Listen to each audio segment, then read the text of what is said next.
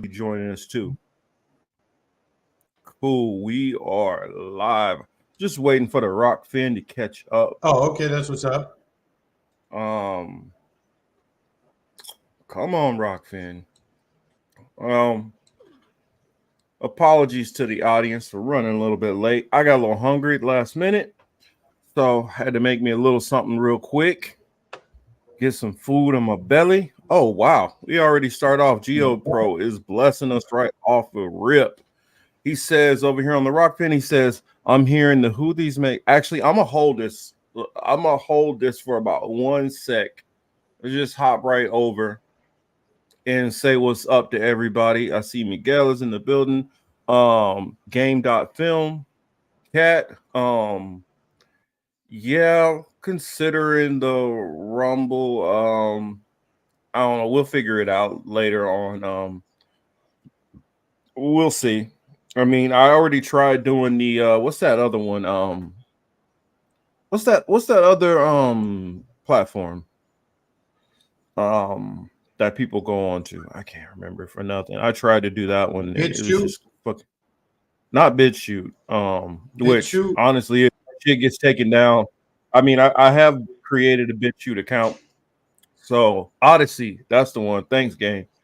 Um yeah, Odyssey is the one, but it's one thing maybe watching videos on these platforms. It's another thing actually trying to get on and put content on these platforms.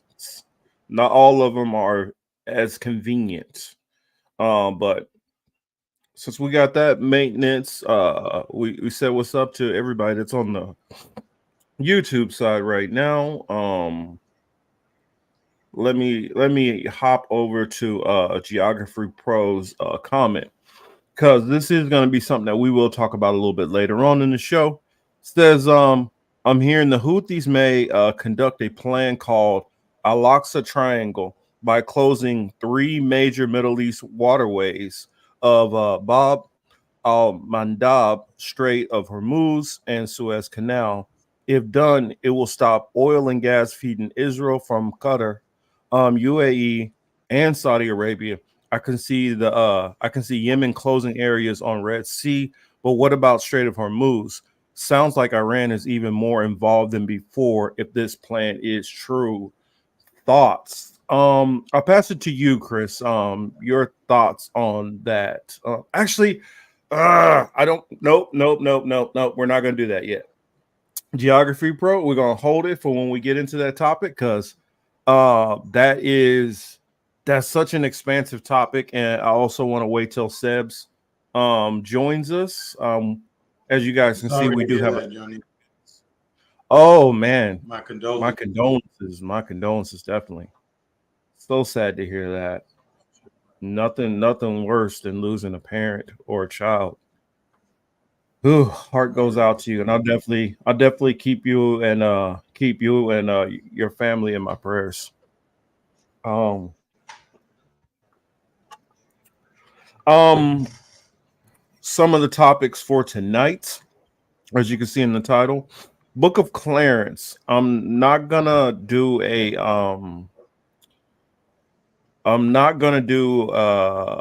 I'm not gonna do any spoilers,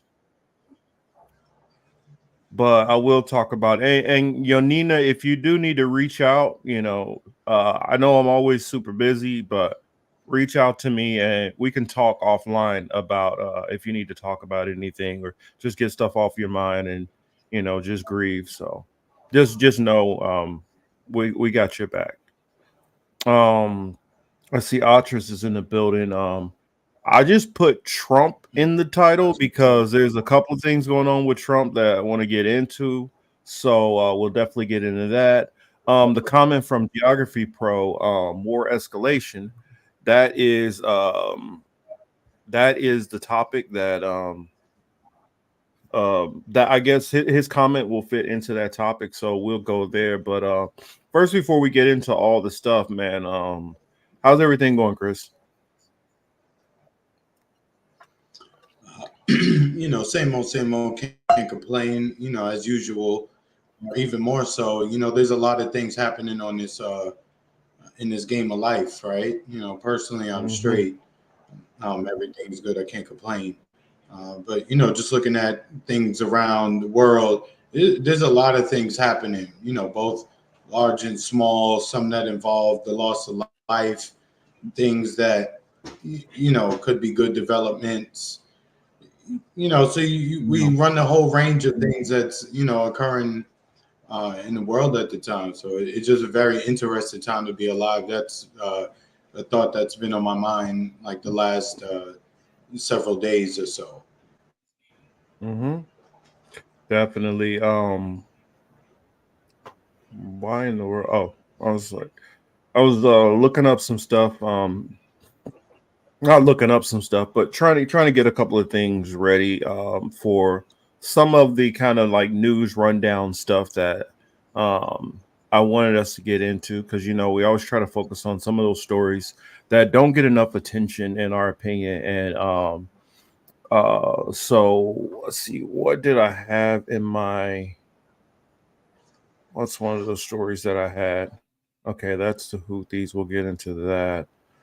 Oh, Chris, can you pull up a clip, that clip about Ecuador? Got it. Because Yeah, I got I it. Go wanted ahead, to, keep going. we were gonna cover that last week, but we just kind of forgot about it with all the stuff that we were covering. So um I just, that's something that I wanted us to be able to just get into, even if just briefly. Um right now, Ecuador just let's see what it, Argentina expels family of gang boss Adolfo Macias. And he's one of the like cartel leaders out of Ecuador. And along with what happened with the news station, which a lot of people heard about that, it got a little bit of attention. But one of the but all the stuff that's been going on is not really catching a lot of attention. It's like massive gang turmoil going on, the cartels. And so I'll read you guys just a little bit from an article that I found. The article that I'm referencing says the wife and children of Ecuadorian gang leader Fito have been detained and expelled from Argentina, showing the country's hostility towards narco criminals. Fito, head of the Los Torneros gang, escaped from an Ecuadorian prison and remains at large while Ecuador is in a state of emergency due to gang violence. Ecuador's president has declared war on gangs and seeks help from Colombia in capturing Fito, while also planning to deport foreign criminals to address prison overcrowding.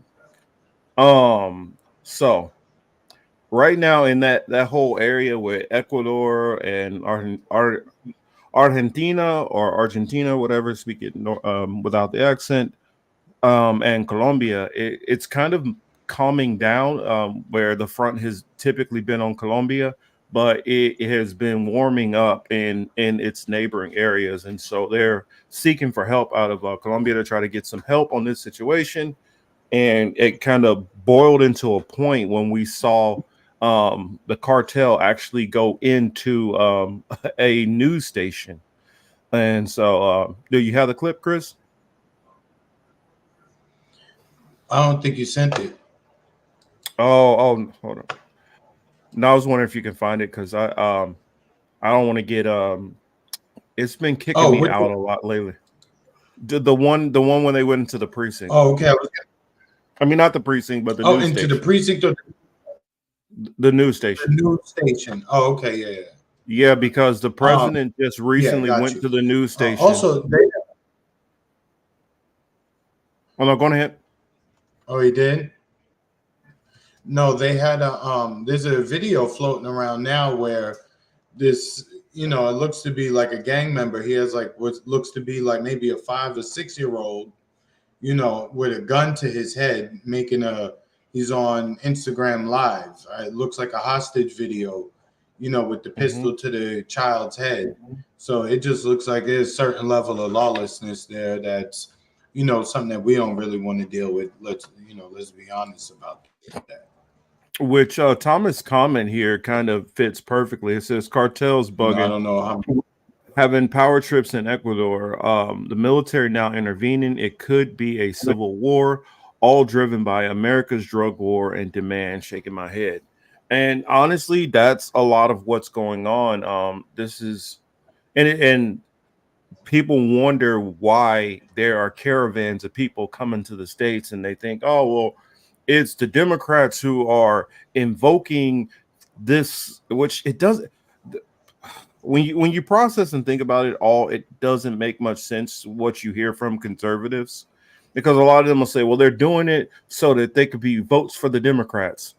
When you really look at it, a lot of the people who do come in, undocumented or whatever, tend to be very heavily, especially out of South America, overwhelmingly tend to be Christians. More in particular, they tend to be Catholics, and majority of them are very anti-abortion, and they will vote on that one issue alone. Also, not only being anti-abortion, being anti-LGBTQ and things like that. So uh, the that mentality that, oh well, the Democrats are doing it for that. If anything, you could say corporations or the corporate bosses who are donating to both parties are are are happy to benefit from happy to benefit from undocumented workforce, so that way they can drive wages down more. To that point, right? I'll play the video in a second because I got it up Yep.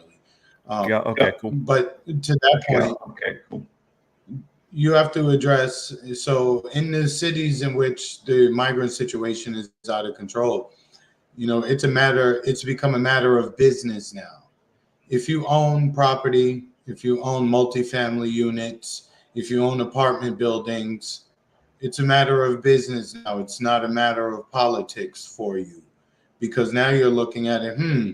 If I get rid of my residents, if I get rid of my current residents who always pay me late or who don't pay me, or I have to spend a significant amount of time evicting tenants, however so often, I can switch my model to housing migrants, and I'll get government money guaranteed every month.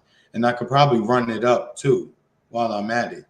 Also, I don't have to worry about all the complaints. I don't have to worry about filings of, I don't have to worry about lawsuits, because the people will just be happy to have whatever's there. So from that perspective, you have to look at it. They're not the business, well, at least the the real estate industry, or at least some subsection of it in the cities where we're seeing a huge influx of migrants. They're going to be looking to keep this policy untouched, because they're going to be able to make a lot of money off the government. I could see, I could see that aspects of that definitely. I mean, Um, Marcus, if you owned a hotel that had, let's just say, 300 rooms, and you're used to renting out the rooms at, like, $1.25 a night, let's just say, or $1.50 a night. Now here come migrants, same rooms, you running that up to 375 a night, 450 a night, 500 a night. you well, not you the only problem you run into here is it's already so high. They would have to be doing a lot of damn work to even be able to get some of them, unless you're gonna be packing like 10 people into a room. Which, I mean, some and of them do that, but I mean, that's what they're doing. They got the one out there, what island? Randall's Island out in New York. I don't know if you saw that story, but there was a stabbing over there yesterday. It was a migrant facility. So there was a stabbing there yesterday. I don't know if the person died. Maybe they did. Um, but they were talking to some of the people there on Randall's Island. They called it the death camp. Homeboy was basically one of the young men they spoke to, I think he's maybe Venezuelan. In fact, it was the Venezuelans who was going crazy in the camp, getting the pokers and starting to stab people. But one of the guys who they interviewed on the news, on the local news channel in New York, had said, "Look, I'm ready to get up out of here." He almost said, "I'm about ready to go sleep on the street," but it's 22 degrees up north, so I know nobody really wants to be outside right now because that's kind of crazy. No, I'm not entertaining no reality where I'm sleeping on the streets, not willingly. So Yeah, but I'm just saying, if that is a 22 thought, degrees or not. oh, but I'm just saying, if that thought enters your head, it got to be bad where you at. That's when it's time to move. That's when it's time to move. Yeah. So he's trying to. He's like, oh, I want to get a plane ticket to another state, and I'm laughing to myself, saying, okay, going back to the point I made a few weeks ago, all the conservatives who are clapping for Abbott and DeSantis, who are busing immigrants all over, the Midwest and the Northeast. Look, that's not going to be their endpoint in every case. Some of them may actually travel back down to Florida. Some of them may actually travel back down to Texas. Not So, some. Not it's not. I mean, it's not even some. Pretty much all of them are going to leave. You think they're going to stay in crowded ass New York? where it's Crowded, freezing, expensive ass New York, where it's freezing, where it's where not even close to the type of climate that they might be from. They're going to go back to a sun. place where the climate is similar to where they're familiar and they feel more comfortable. I mean, if you came from Africa and you were just trying to get in the country to find work, you're not going to be like, let me go to cold ass expensive New York. You're going to be like, you know what? Let me creep somewhere back down south. I mean, Son, it's brick outside, kid. Brick. When I tell you. I mean, I know in the mid, I know when I was in North Florida, I was seeing a lot of tags of undocumented people that were coming from Kansas City. I saw a bunch. So, and I'm not going to go into a tangent on that. I mean, it just if you keep destabilizing the places where they come from, it's just like the same situation which is going on in Europe. You destabilize their homeland. Don't be surprised when they come to yours. I mean, if you extract the resources and you extract the capital, the population is set to follow, right? Yeah. If you open up that route, so to speak, Mm-hmm. it's going to be more than just product is going to travel along that route you opened up. So Mm-hmm. this is what happens. And I think that when the conservatives complain about this issue, that part is completely lost on them. But, they do get it right when they do talk about whatever that program is, E-Verify or some shit like that. I mean, look, as a tool, if you wanted to only hire citizens, then that would be the easiest way to do it. However, Well, we know why they don't do it, because there's a lot of money to be saved and to be made in not having citizens do the work. This is going to but upset see, the this is I going was to gonna say upset the local places. that's the catch 22, which I look at conservatives and I'm like, come on, let's just be serious for a moment. Let's just be serious with the facts of the matter. Um, Business owners make more money by hiring undocumented labor. It is a fact of the matter, and most of you guys don't believe in like raising the minimum wage or trying to force these employers to pay more because you feel like the businessman should just get the best deal he can.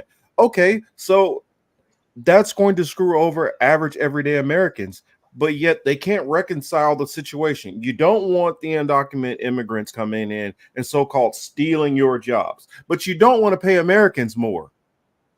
You can't have both. I mean, I hate the saying "can't have your cake and eat it too," because if you have your cake, what's the point of having the cake if you can't eat it? But you can't have your cake and you can't have a cookie. Also, you got to get one or the other. That makes a little more sense to me. I don't know. Yeah, you're on the right path. It's it's a lot of it's a lot of taking one step forward, eight back, and then a half step forward, and then another 12 back. That's what it looks like. But I mean, not looks like, that's what it is. And clearly that's Mhm. on purpose to keep a political issue and to keep the legality in this gray space to where you can have a program to where you are seemingly open the doors and allowing large amounts of people in one way or the other, whether they're crossing the border, walking through, driving through Texas, or Cali or wherever, and processing them that way, or they're crossing on feet and you're catching them at the border and you're rounding them up. They're allowing all of them, not all, but they're allowing a lot of them to come. Well, and You then know, this another is thing that I this oh is sorry, a go ahead. this is a bad this is a bad joke, but if they really wanted to get rid of the migrants, they would just deem them all Haitians, because those seem to be the only people that they turn away, immediately. Those are the only ones that be like, "Oh, you made it to shore here? Look, let me just turn this boat around and send you right back to your, country of origin. You can get lost." That seems to be, the only time they seem to enforce their policy of kicking people out of here immediately. So there is something to the fact that they are letting these people in the way they are. You know what I mean? Well, I don't feel like it's even letting them in because like how that law works is if they could catch you before you actually step on land, now they could just turn you around. But if you like in the process of oh nope, you've already gotten into the on American soil and you turn yourself in or whatever, legally it's a little bit different. So technically they can't, turn you around that fast that way. But there's also the aspect of you're not going to pay you're not going to pay border enforcement more money to not look the other way. So when coyotes come or when some cartel person pays to get people across the border, how do you deal with that? You're not going to pay them more money, so they're going to be more open for bribery. It's just like the same problem which Mexico has with corruption in their police force. If you don't want to pay the cops anything, then it leaves them more open to be corrupt. Mm-hmm. Yeah, there's a lot as to everything, like everything else, there's a lot of moving parts here when we talk about it. And there's a lot of, we do live in a capitalistic society somewhat, and there's a lot of avenues to make money, even in the of worst of things. Again, these migrants, housing them alone is a lot of money. Government clearly are the state governments are clearly requesting money from the feds. New York is receiving money. Those building owners are going to make a lot of money this year. They made some last year. They're going to make even more this year. It's Sorry about it's that. very wide. Nah, you good, man. But yeah, let me go ahead and play this video for you. So this Okay. is a video from Ecuador. Whenever the mercenaries, gang members, militia, whoever they are, they ran into the news station live. Let's get to it. Put this volume on. Several people, including the show's host, were taken hostage. Authorities say the 13 suspects involved were arrested and will be charged with terrorism. Ecuador's president, Daniel Noboa, declared a state of emergency on Monday following a series of violent attacks in the country. CBS News contributor Enrique Acevedo is in Ecuador. He's also an anchor at NMAS. It's always good to talk to you, but this is so dramatic. I wanted What to get to can the you part tell us, where they Enrique, was about how running up in when this. the gunmen erupted into their offices. They took several staff as hostages, and it was only after the police and the military intervened that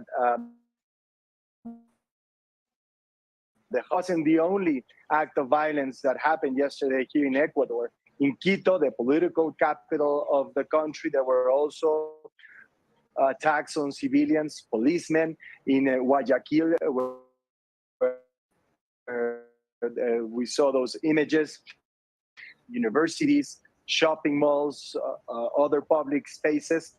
And the prison system, which is really a bastion of criminal power here in Ecuador. We saw images, we haven't been able to verify those independently, but allegedly of criminals, inmates taking over the prisons and taking the security guards as hostages, in some cases even executing them and recording that on their phones and broadcasting that in an attempt to force the government to negotiate with them, to let them operate in impunity like they have for many years, and also to send a message that there is a war. President Noboa, as you said, declared a state of emergency, a state of exception. That's what he called it. And that escalated yesterday into what he described as a process of internal armed conflict here in Ecuador. Enrique, Ecuador is such a beautiful country. I'm gonna cut It's it just down, devastating to hear. Okay. Yeah, I just wanted to show that, and so we can keep abreast of the situation that's going on right there, because it's, to me, I'm seeing it as a pattern of a bunch of things. Oh, Streets just stole the words out of my mouth. He said, "Is it just me?" I'll put it on the screen. Is it just me, or is the whole world uprising? Yes, I do believe the whole world is uprising. I think that's something which is happening. It's on the earth right now. Yeah, I mean, there's, as I said, there's a lot of things happening all at once. Yep, and I mean, people don't share my beliefs, so I mean, I'll still keep on saying it until people start catching on. Gregory Walker's over on the Rockfin side. Also, hello, sir. Good to see you. Maybe it would help if U.S. prisoners unified like that too. The U.S. prisons are evil. The thing about it is way too much money behind the U.S. prison systems to have some kind of revolt like that. Way too much money back in them, because and a lot of these private prisons, what you don't know is some of the companies like Coca-Cola and Victoria's Secret and Macy's and all these people are involved in funding these prisons also. And so it would be nothing for them to pay private security to come in there. And then you'd be dealing with a situation like what's that movie Escape Plan with Stallone, where you got like very, very, very well paid security who's very brutal also. And you won't have any kind of sense of being able to try to keep track of what's going on in these situations.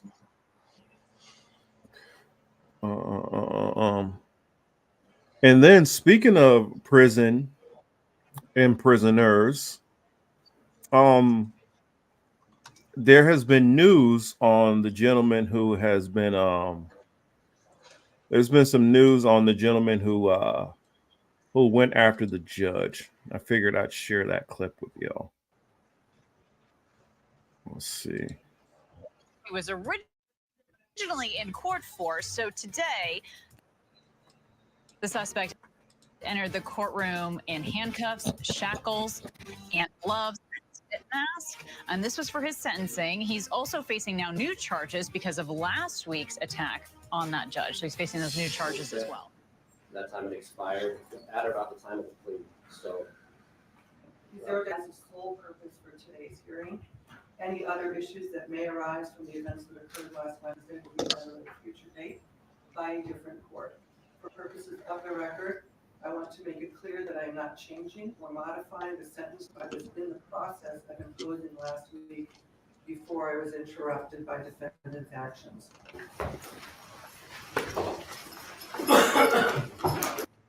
He got lucky. Yeah, he did get lucky. It's like, nah, we're not. I mean, I think also she kind of probably thought about like, you know, I was gonna put the sentence on him, and I was kind of just like callously didn't care about it, and she probably sat and had time to just think about like, I'm still gonna sentence him, but I can understand somebody being pissed off and having some anger towards me for for that. So, what does BM for Trump mean? I don't know what that means. Black male, black man for Trump, black man for Trump, or something like that. I don't know. That's what I I would don't think. know. I don't know. Is lithium a black male? I guess. I don't know. You know, um, Oh, probably just because we speaking. saw Trump, and it's not kind of clear what we mean by Trump. But yeah, go. We can go on ahead and get to the Trump story, which uh, there's two stories kind of going on with Trump. But There's a uh, there's a few stories with him, right? well, One. the one that I have is kind of, it's not necessarily about Trump, except for it is an opponent of Trump, and so therefore it does affect Trump. Hmm. Um, I would say one. Well, one, he won Iowa. Clearly he smashed them. I don't even know if he was even in the state.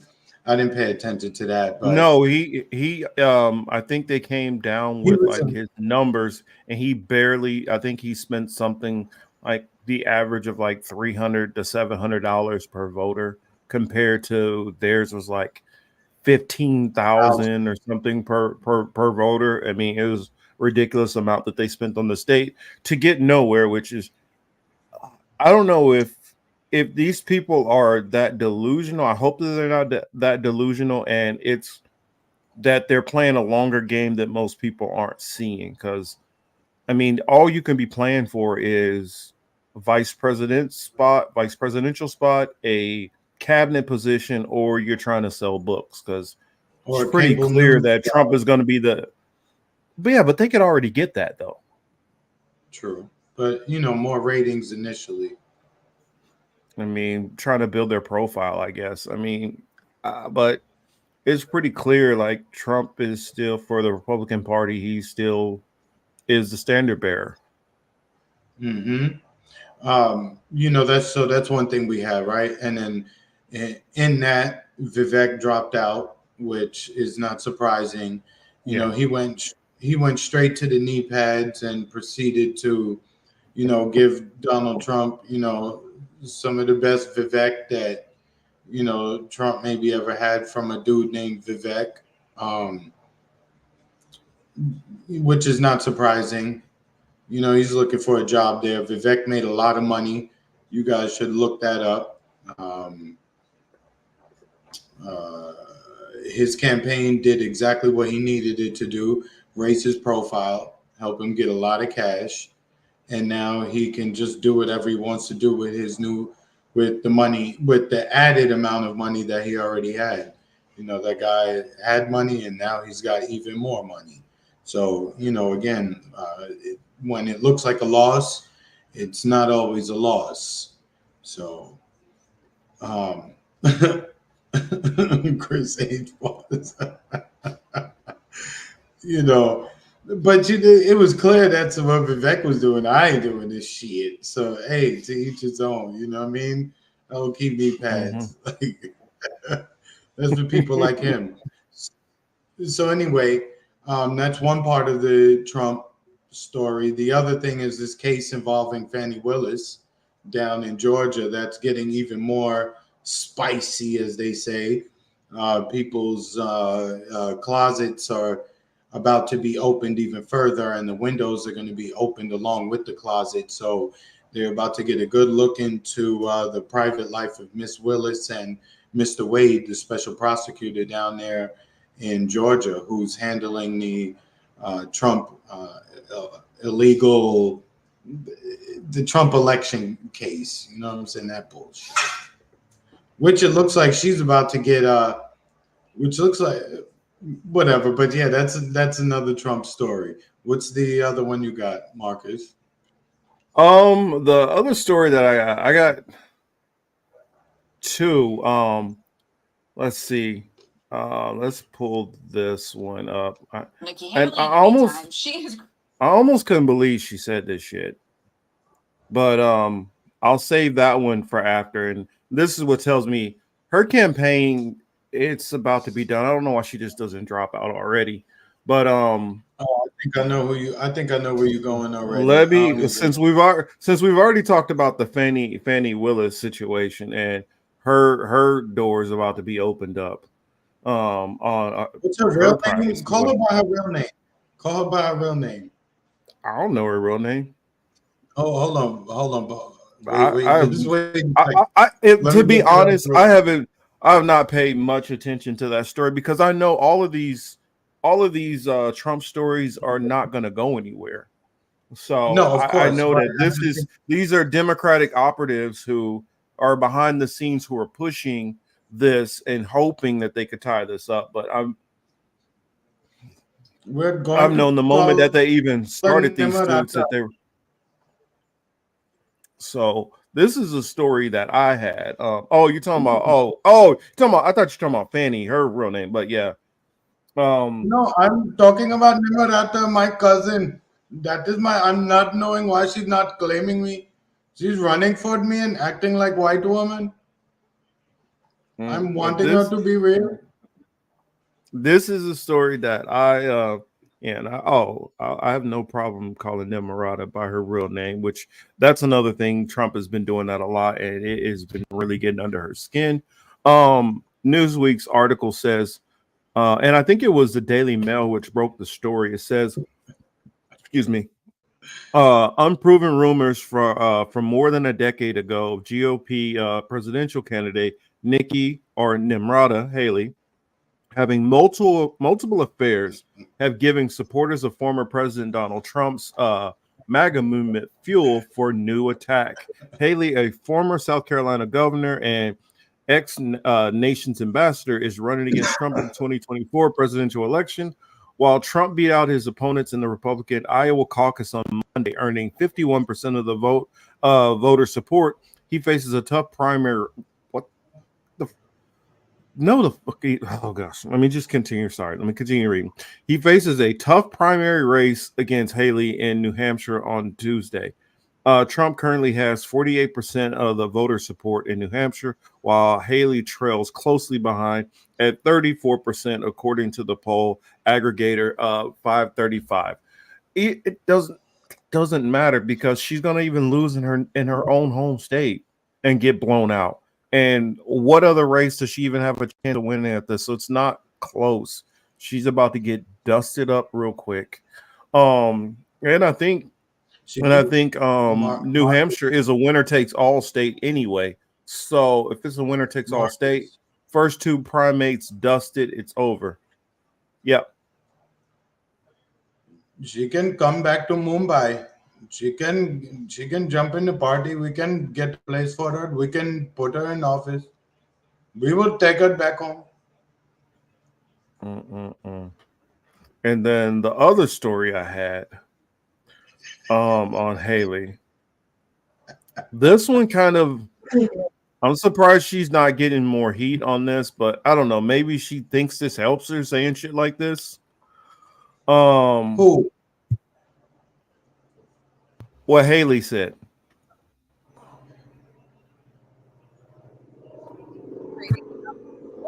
Trouble herself, I think it's safe to say. Now, once again, she was asked a question about America's fraught racial history, and this was her answer.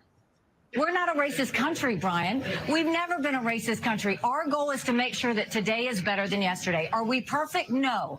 But our goal is to always make sure we try and be more perfect every day that we can. I know I faced racism when I was growing up, but I can tell you today is a lot better than it was then. So that was Nikki Haley's. Yeah. So, and I noticed this because I this reminds me a lot of the Vivek interview. Oh no, this reminds me a lot of the Vivek interview. when not Vivek, but Dr. Shiva. Sorry. This reminds me of the Dr. Shiva thing. He talked about his caste system, and he kind of like downplayed the black experience in this country dealing with slavery and Jim Crow and all those things like that. She does the same thing. She goes to her racism that she's experienced and downplays the plight of what black people have been through in this country. And it's like, Vivek did the same thing. So what it shows me is that community obviously looks at what we've been through in this country as nothing. Yo, streets is stupid.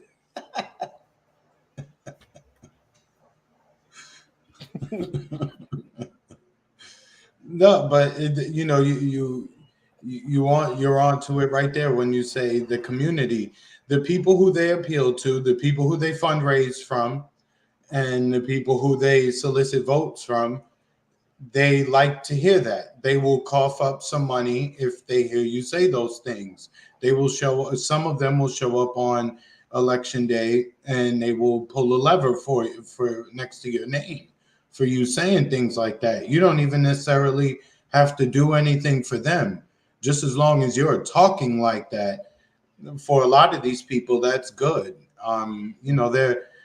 Their bar is low. I guess it doesn't take much for them. That's why they love a guy, named Donald Trump, right? All right.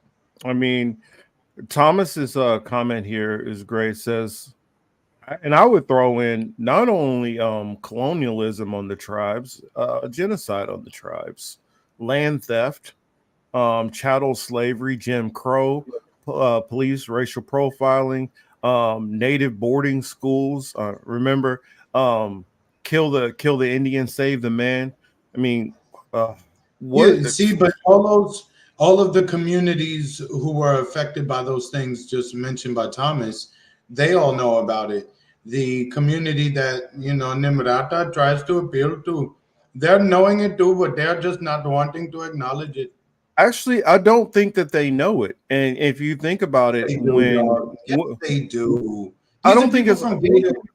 These are the same people like related to the Gator bait people here in Florida, right?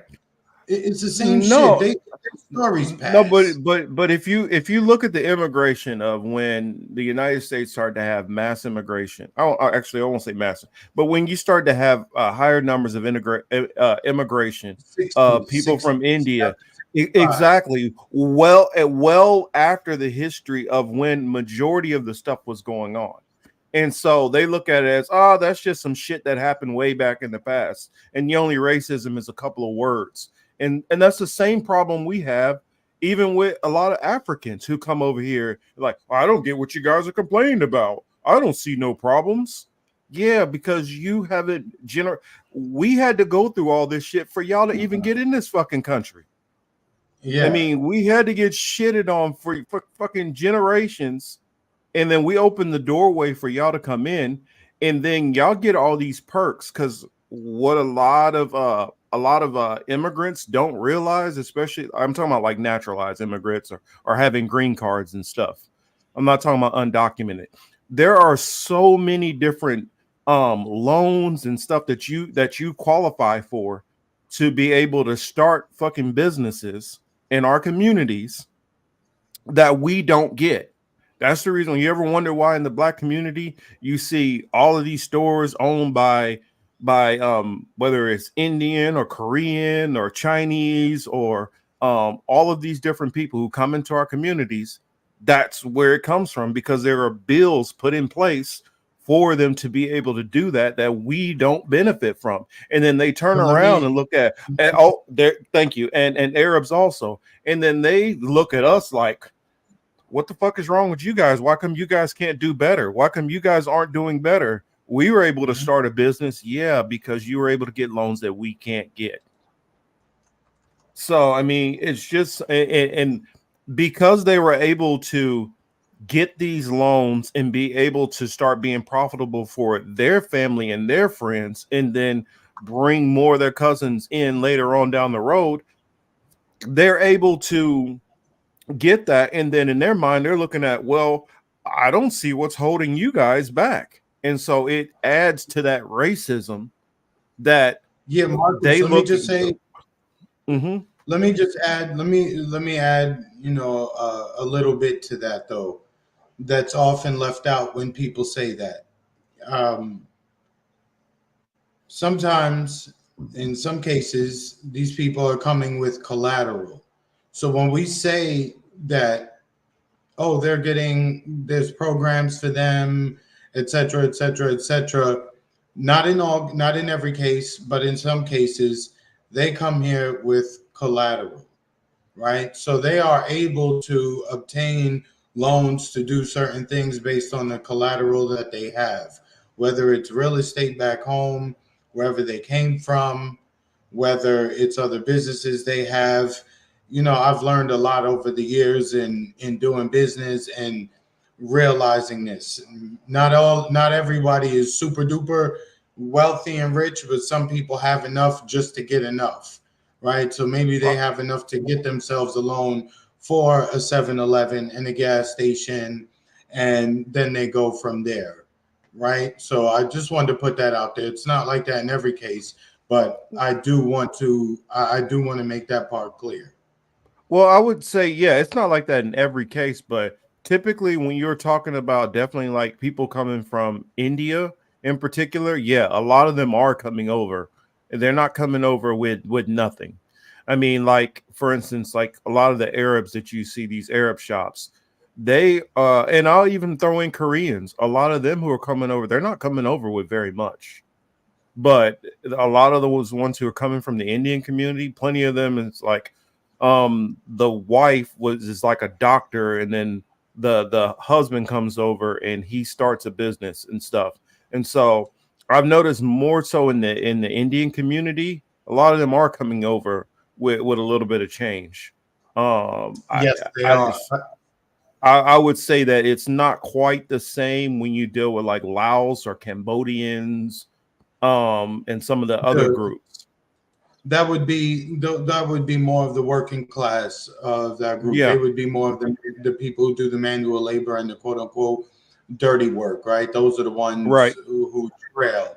But I again, especially being knowing real estate and things of that nature, um,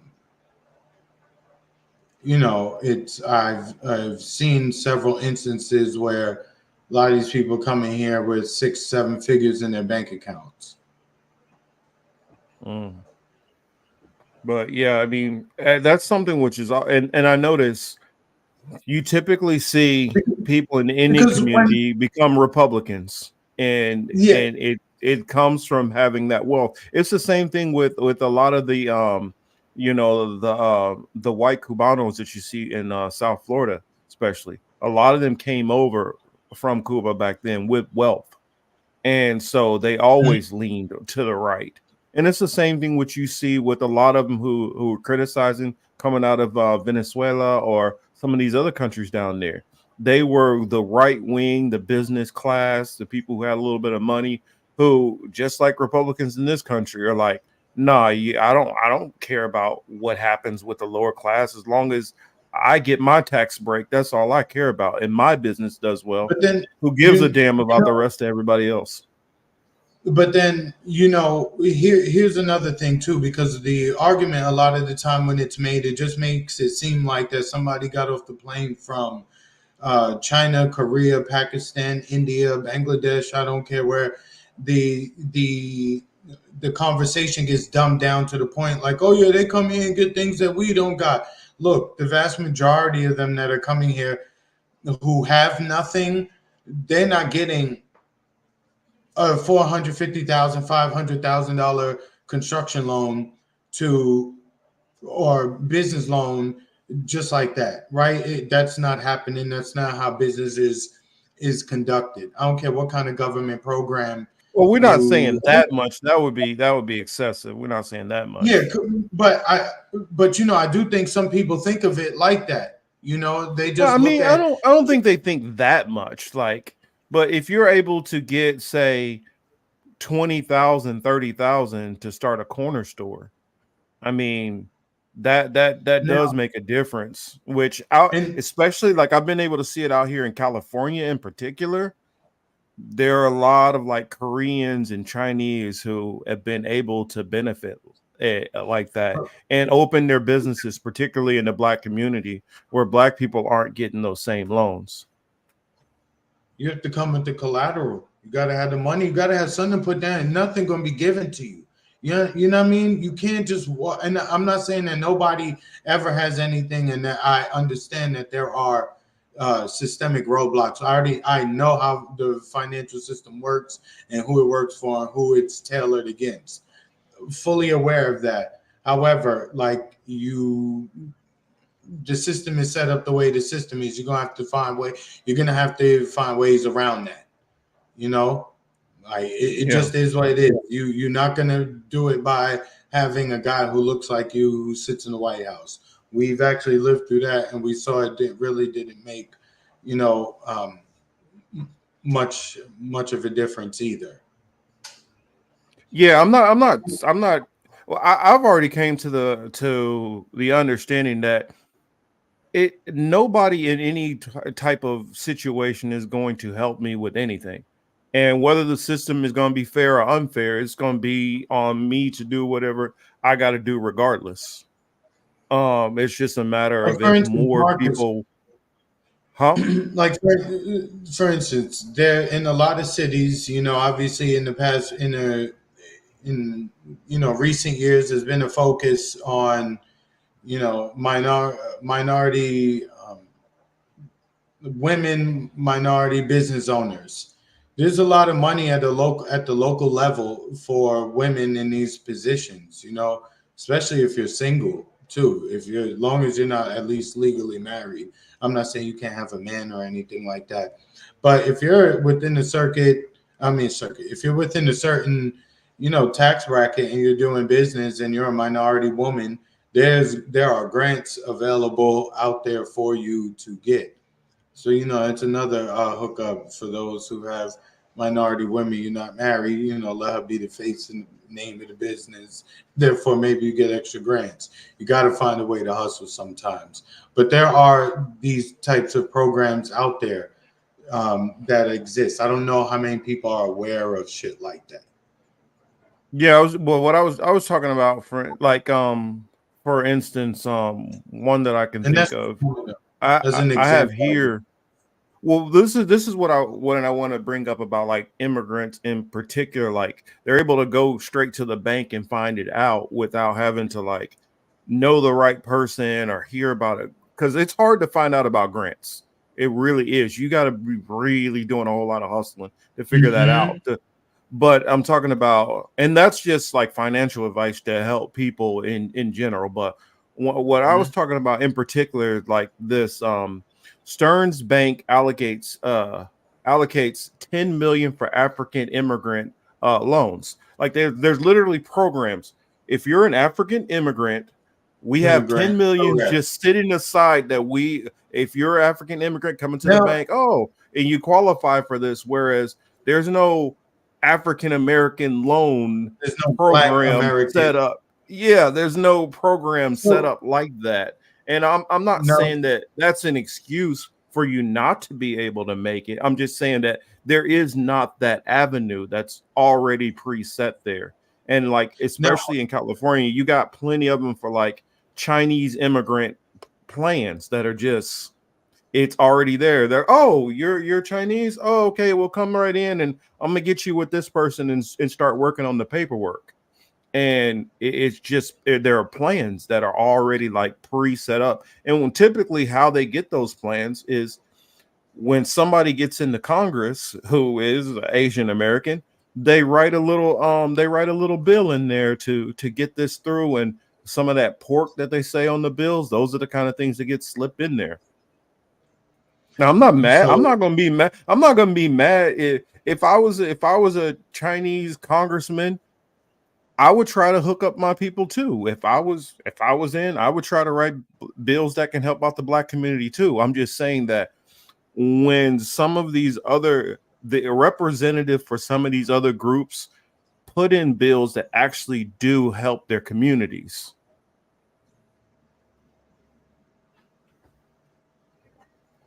Yeah, they do. So, I would ask for for those types of programs, if you're fundraising that from your people here in the States, from your diaspora, from your family, from your network, if you are funding that, then it is what it is. You get it how if they stack that cash on their own and then they decide to pay that out, pay it forward in that manner, I don't have a problem with that, right? They did that on their own.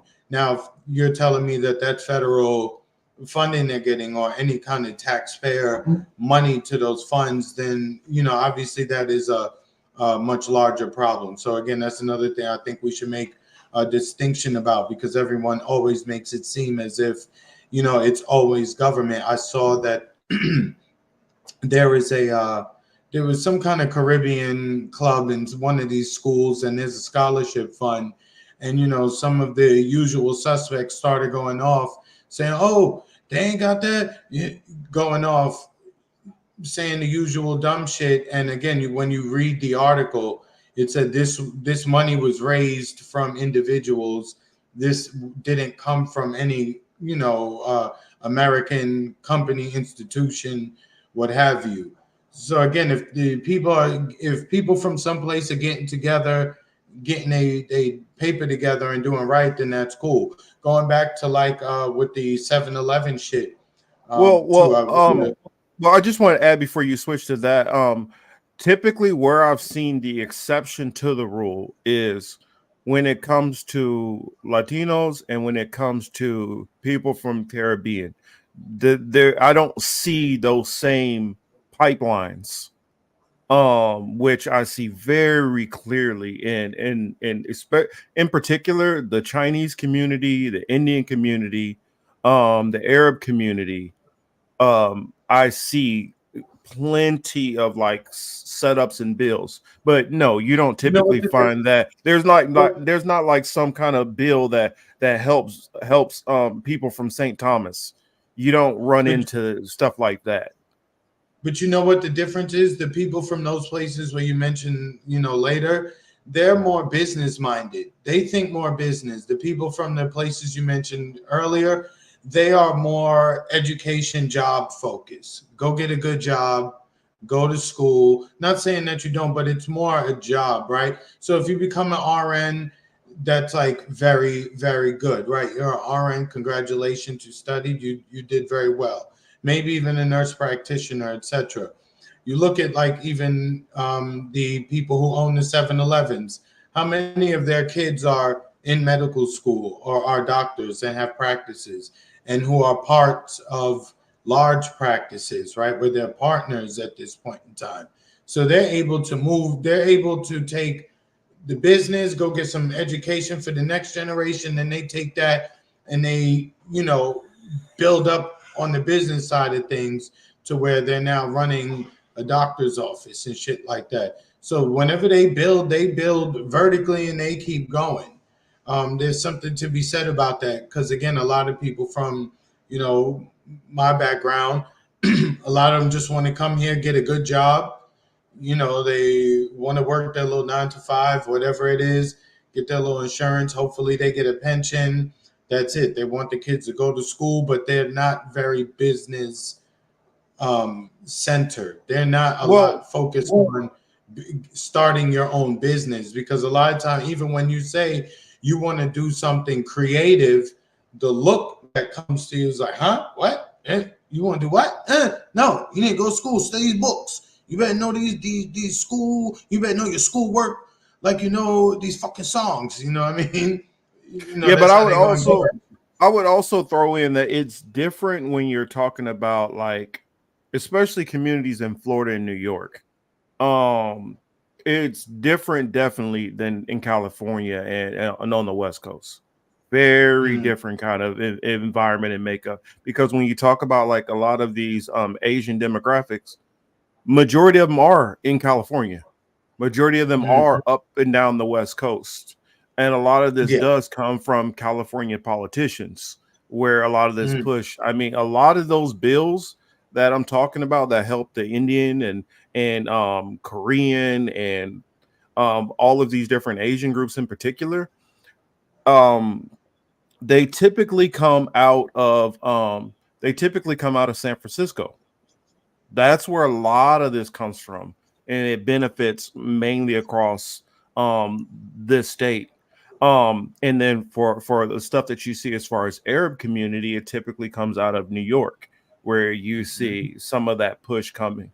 But yeah, and when you and it makes a difference when we're talking about like Caribbean immigrants or even some African immigrants. Majority of them are blue collar, and they're coming in, so they have a blue collar mindset. It's not like how you have plenty of Chinese who come in who are white collar already. And it's different when you got a white collar class coming in with the blue collar class too. They're making laws to help a pathway for their people. And I didn't see that dichotomy until I started really looking into politics when it starts looking at Washington State, Oregon, Minnesota, stuff like that. That's when you started seeing like a little bit of a difference because that now the weird part to me is where I hear the complaints come from the Black Americans. Most of those Black Americans live on the East Coast where it's not going on, but they're complaining about something that's really happening on the other side of the country, which is that part don't make sense to me. They think because you own a corner store that now that makes you a millionaire and you're doing so much better than them. But I digress. Yeah, I know that's kind of getting into some of the conversations and stuff. You say you want to talk about a little bit that you've been dealing with online. It's the usual FBA, ADOS, that whole crowd. Again, the ignorance oozes from them. I'm not saying everything, 100% of what they say is incorrect. A lot of what they say, in fact, is correct.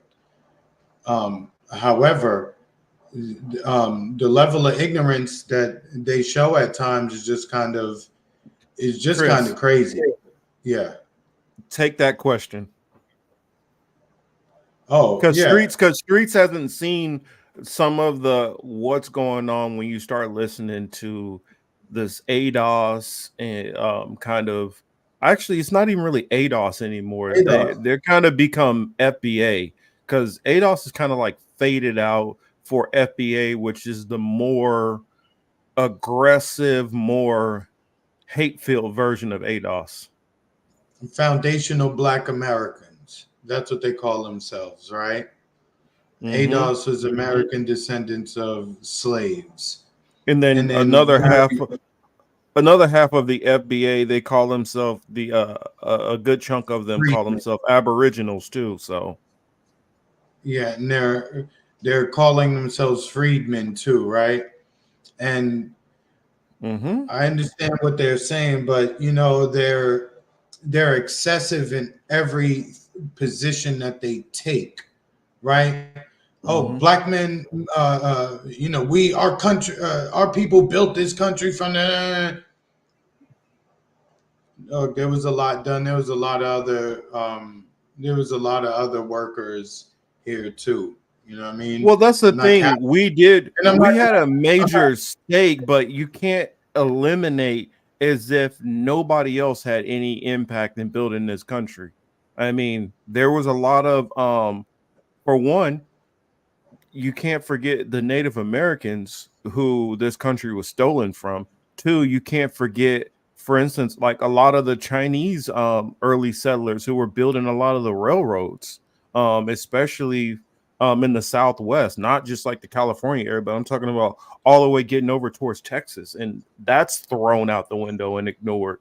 There were plenty of. Never mind. Sorry, I'll give it back to you. Yeah. So, they say a lot of things in the extreme. And, I get you. I understand the passion behind it.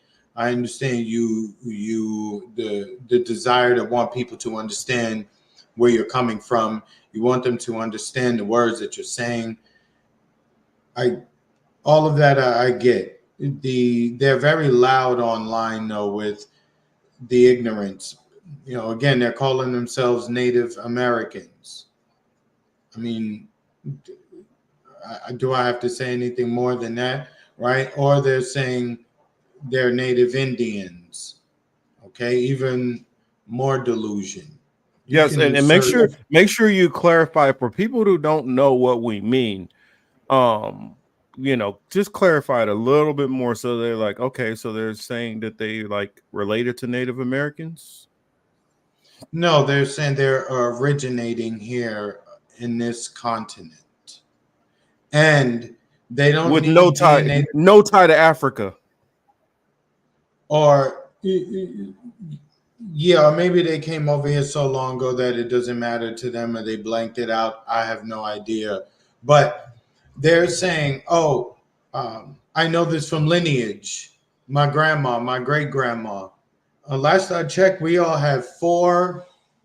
We have four grandparents at least, right? So you got your whole lineage from one grandparent. Word. You got everything about you, everything you need to know, right, from one grandparent. It doesn't make sense. If you say that, as far back as we can remember that we know we're here, cool. That's understandable to say that if you want to leave it there. However, to sit now and to pivot from that part to say we've been here for millennia and everybody else, we've been here for millennia along with the other indigenous groups here. So again, I just No, have like more some ideas don't of a even lot of. believe like there's like streets. He says life started in Africa. Yes, agreed. No, some of these people literally believe no, they just originated that. There was only black people on the planet, which this is kind of going into some of the 5%er type mindset. Like I kind of like connected it um recently. This goes back to the 5%er mindset of like black people literally created everything and they founded every civilization on the earth, and so therefore they were the first person to everything. And some of this aboriginal stuff is kind of like a bastardized version of some of this 5%er type mentality. It's like honestly they're like the dumb version of like 5%er mentality who they just believe that they originate here. I Yeah, mean, so in addition to that, they just have a lot of other they just have a lot of other things going on. Again, it just seems as if the loudest section of the particular group are the ones who are just now cracking the book. I don't know what they did during their elementary years in school. I don't know what they did during their years in high school. I don't know if they went to college, not that it really matters, but I don't know what information they were receiving prior, but to me, it comes across as if you just literally read some of these things and you're now spitting it back out to people who do know these things. And you're saying it as if it's some like, yo, son, yo, did you know it be hot outside when the sun is out? Like, yeah, dog, I went outside. Yeah, I know it's hot. You know what I mean? That's how they act with the information about, the treatment of Black Americans, how they were specifically targeted, not just, through police, but legislatively and every other way, financially and so on and so forth. That is known to people who have bothered to find out. They get caught up on the immigrants, whether they're from Africa, whether they're from the continent of Africa or they're from the Caribbean. They focus on those people who come here and are loud about their criticisms of Black America, and they take the loud voices there and they then tag that to everybody else to say like, oh, all of you feel this way. That's ignorance, just like it's ignorance on the Black immigrants who come here and have negative shit to say about the Black Americans here. That's dumb as fuck. As I've said, and we've said on this program many a times, if it wasn't for what Black Americans did, none of you ninjas would be over here, right? And again, like I always have to ask them once they get to talking trash about Black Americans, well, what does your home country look like? When was the last time y'all did some, rebuilding there with the money that you've been able to accrue here in the United States? Do you all have a plan on saying, all right, collectively, maybe 60-70% of us, got a plan to go back home once we get to a certain level? You know what I'm saying? I don't really see that. They come here, they stay, More important. But I just see that this is something that I see, brewing amongst the community, and I don't think it's good. You know what I mean? I think that we should try to combat this nonsense when we hear it. I mean, they went so far that even Tariq Nasheed had to put out a video on Twitter, and he was saying what? Like, yo, some of you ninjas who saying that we Indians, y'all got to calm down. I was glad for that. Even he said, he did. whoa. I didn't know he did that. Yeah. Hold on, Marcus, ahead. hold on. Right after he said that in the comment section, they was like, "Oh shit, he going back to his African roots now." Now they was teasing him and getting on him for saying that, and I'm like, look, somebody who is firmly in a specific camp, both feet planted in it, hasn't wavered much from his position much, is even saying, "All right, fellas, y'all going a little too far with this," and even they shooting at him like, nah, you ain't good enough. Like I said, the community is now taking shots at Martin and Malcolm, not just saying, okay, well, they made mistakes. We think we could have moved better. They're like, yo, them niggas is, No, I've heard some say that. No, I've heard some of them literally try to say that. No, here it is. Martin is saying that we originated here. I've heard some of them try to make that argument too. I mean, and I got a video that I do want to share, kind of going into one of those people who's an FBA. He's not an Aboriginal as far as I know, but had that FBA mentality, and I kind of want to push back on some of it. And I want to play it also, so just for people who are not familiar with hearing it, y'all can hear some of the mentality of somebody who thinks that way. A video from what's his name? Shoot, I forget his name. Was it Professor Black Truth? Which I don't know if he's an actual professor or if he's just talking out of but he normally do solid analysis, though. I'll give him that. But the video that you sent me, I was like, I want to push back on that. I didn't know if I was going to do it separate or if I was going to hop on here and do my pushing back. But I'm like, it's a 12-minute video. I can go through it and pick this apart real quick and try not to go too deep. And it also ties in with the Mark Lamont Hill clip that I wanted to share. Oh yeah, he was violent. I don't know if everybody saw the Mark Lamont Hill clip. He's getting his flowers for certain things he was saying, but I don't know if everybody heard everything he was saying. Yeah, but I mean, in all honesty, do we really agree with everything anybody says? That's true, but certain things are more like, certain things are more eyebrow raising than others, right? Some things like, oh, okay, well, I disagree with that, but then there's other things that's just like, whoa, I mean, really? Like, why? Yeah, my mentality was somebody, I felt like somebody from the Black church, which I don't have the greatest opinions of the Black church, need to at least have some kind of self-pride and push back against Joe Biden. I don't know if you guys remember, Joe Biden just recently had a speech. Could you get that clip ready, Chris? Which Joe Biden, the one where he's pushing back on Biden. Joe Biden had Mark Lamont Hill. yeah.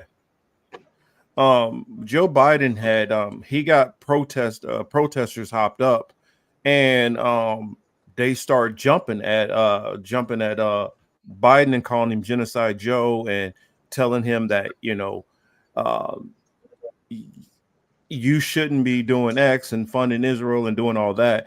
And black people in the church got up, start booing them, yelling at them, telling them to get out of the church and all that to run cover for Joe Biden. And this is one of the issues and problems I think that we still have. It's a horrible problem. Joe Biden has not done nothing for us. Joe Biden has done nothing but insult us over and over and over. And yet we still have this mentality of, civility politics, and we need to protect Joe Biden. And I guarantee you, a lot of them people in that church thinks Joe Biden has done a great job as president.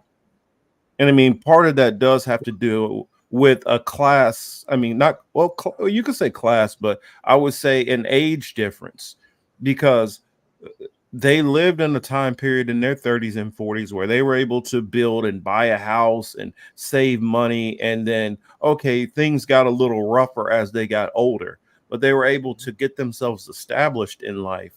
And now they just want to see the first black whatever. A lot of them are content with that. As long as they can see a first black whatever, they're not as frustrated and upset with some of the other problems that are still plaguing our community, and that the people who are supposed to be on our side and pushing to help our community aren't doing jack shit. And so as long as they hear, oh, well, as long as they hear that the black community is getting a first black something, they're happy. And I just want to hear the pushback on a Joe Biden. But I guess you can go ahead and share your clip. This is the one you wanted, right? No, that's not that one. Which one did you want? Let's see. Let's send it again. That's the Mark Lamont one when he's in the which one you want? Biden or that's the one he's talking about women leading and all that, not that one. That's no, this one, the one I have up here is when he's talking about Joe Biden. Is it? Oh, okay. All right, then that one. Sit here calmly when I watch these preachers. Ooh, Lord, God.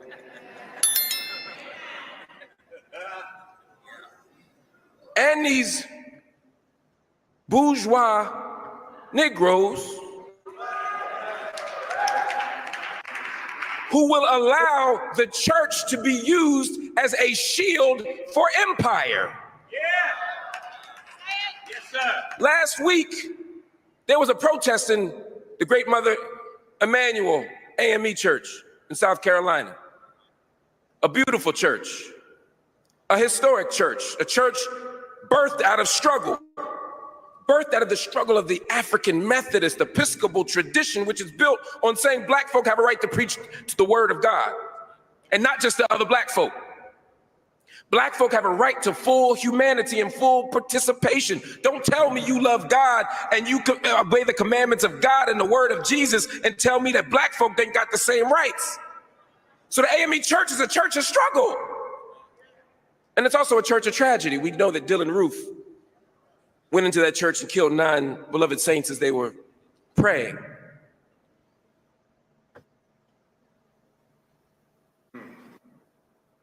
So I was a bit struck last week when I saw that they opened the pulpit up to Genocide Joe. Y'all can get mad, I don't care. And people, as he began to give his campaign speech, some protesters stood up and said, "Stop the blood in Palestine." Yeah. They said, if you're outraged by the blood of Selma and you're outraged by the blood that was spilled in this very church, then how about calling for a ceasefire in Palestine, since you giving them the weapons, you giving them the support, you giving them the money? Joe, why don't you do something about it? They marched and stood up and got kicked out of the church, and people said, we're outraged. You know, I was... Damn, did they cut that video short? Hold on, we'll be Yeah, right I back guess with that the one. Yeah, that full one cut But go ahead, short. Marcus. I mean, I think they could get the gist of that video. I mean, and my thing is, you know, because it only went on like maybe another like 20 seconds or so. It's the part that I cared about. Because he start going down another road talking about, you know, um, talking about putting the LGBTQ and the women need to be in the lead in the church and all this stuff like that, which I'm like, you jumping the shark here, buddy. You was good when you was calling him out on the Genocide Joe and stuff, but now you going full secular in an AME. I'm like, do you realize? Because I grew up in AME Zion Episcopal. I grew up in an AME Zion church, which is African Methodist Episcopal Zion. That's what that stands for. And yes, we don't support it. We don't support any like mistreatment of any communities. And we were against any kind of hostility when a colonizer is taking on any community. That's the whole point of a lot of the belief system in that church. But all of a sudden trying to flip it and make the AME Zion Church carry the water for the LGBTQ community. And now, whoa. Now you're doing too much, homie. You're doing too much. If that's your political beliefs, that's fine, but don't try to get into a church and try to tell them that they need to start sinning to make you happy. Yeah.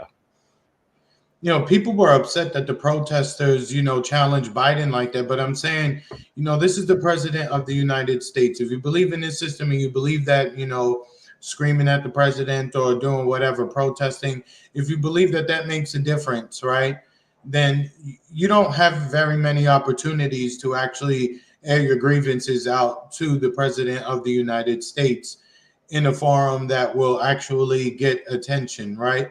So the people went to the church to go ahead and say what they needed to say about Palestine. It was the church. However, those people are citizens, right? Their tax dollars are, in fact, going towards the madness that we see in Palestine right now. I think it gives them every right to go in there and press the president of the United States. For the people who are upset that it took place in the church, I mean, you really sound kind of pathetic, to be honest. I mean, if you're not causing disruption in your movement, do you really have a movement? You don't have a movement if you're not causing any disruption on any level. Like I always say, if you always going to get the application, you know, to plan your protests like a parade, then you're not disrupting anything. You're following the rules. You're doing exactly what they allow you to do. Disruption does cause discomfort. Discomfort leads to attitude shifting. Like, oh, maybe I felt away, but now you blocked me from getting home. I had to go pick up my wife. She was sick. Y'all blocked the highway. You blocked the bridge. Now it's F y'all. I don't give up what happened. So, you know, that there's pushback that does come from that as well. But I think if your cause is righteous and you're doing it for the right reasons, I think you'll eventually get enough people on your side to go with it. Let me just finish this last point too, Marcus, that the older Black community who sits in the pews of that church and many other churches like that throughout the country, they have failed the generation that they birthed as it relates to political awareness, to political pragmatism, to understanding political analysis. They have really did a bad job. We could play Monday morning quarterback on it, but we are at a certain age where we are able to look back at some of the things and lessons that they pushed over the last 3 decades. Vote Democrat, vote for the Democrats, vote for the Democratic Party. That's been their thing. Republicans, racist, vote for the Democratic Party. That's really what it's all been. They don't really like us, so go with the other side. And regardless of who was in charge, it didn't matter. The conditions remained the same. Maybe sometimes it got a little worse, sometimes it lightened up, but overall, it's all the same that we continue to deal with. So they did. I just wanted to say, we love them. We love the older generation. I'm not on them. However, looking now that we have 30 years of history to look back on, your leadership, at least politically, wasn't. It was lacking. So now I think you are really at an age where you need to sit down, enjoy the rest of your life, stay quiet, and what people of our generation are doing, you need to sit back and basically support or try to find a way to be helpful, because doing it your way has led to nothing. Yeah, No, I mean, I to speak agree. of. I agree definitely. I feel like the older black community has been the reason why we haven't gotten things accomplished, because there is more people within that demographic, and as long as they keep voting for politicians, perfect example, Jim Clyburn, who has one of the poorest districts in the country, that's the reason why that district doesn't get any better, because Mhm. you put somebody in there who's going to do nothing and you let him ride off the fact that he did some stuff during the civil rights era back in the 70s. That's Mhm. not a justification for somebody to have 40 years of 50 years of a free pass. And to be And personally wealthy, and to be personally wealthy as well, right? yeah, you've completely. So all the money you have gained, even you didn't even take some of that and wisely invest it back into your community to make your community better. You put it in your pocket, you spent it on your vices, and you did whatever else you did with it. That is your choice. However, you're a public person, you're a public official, so you're gonna get the smoke that comes with that. You know what I mean? Well, I And feel not only he deserves the smoke, I feel like a lot of our parents deserve the smoke because they've allowed him to do this.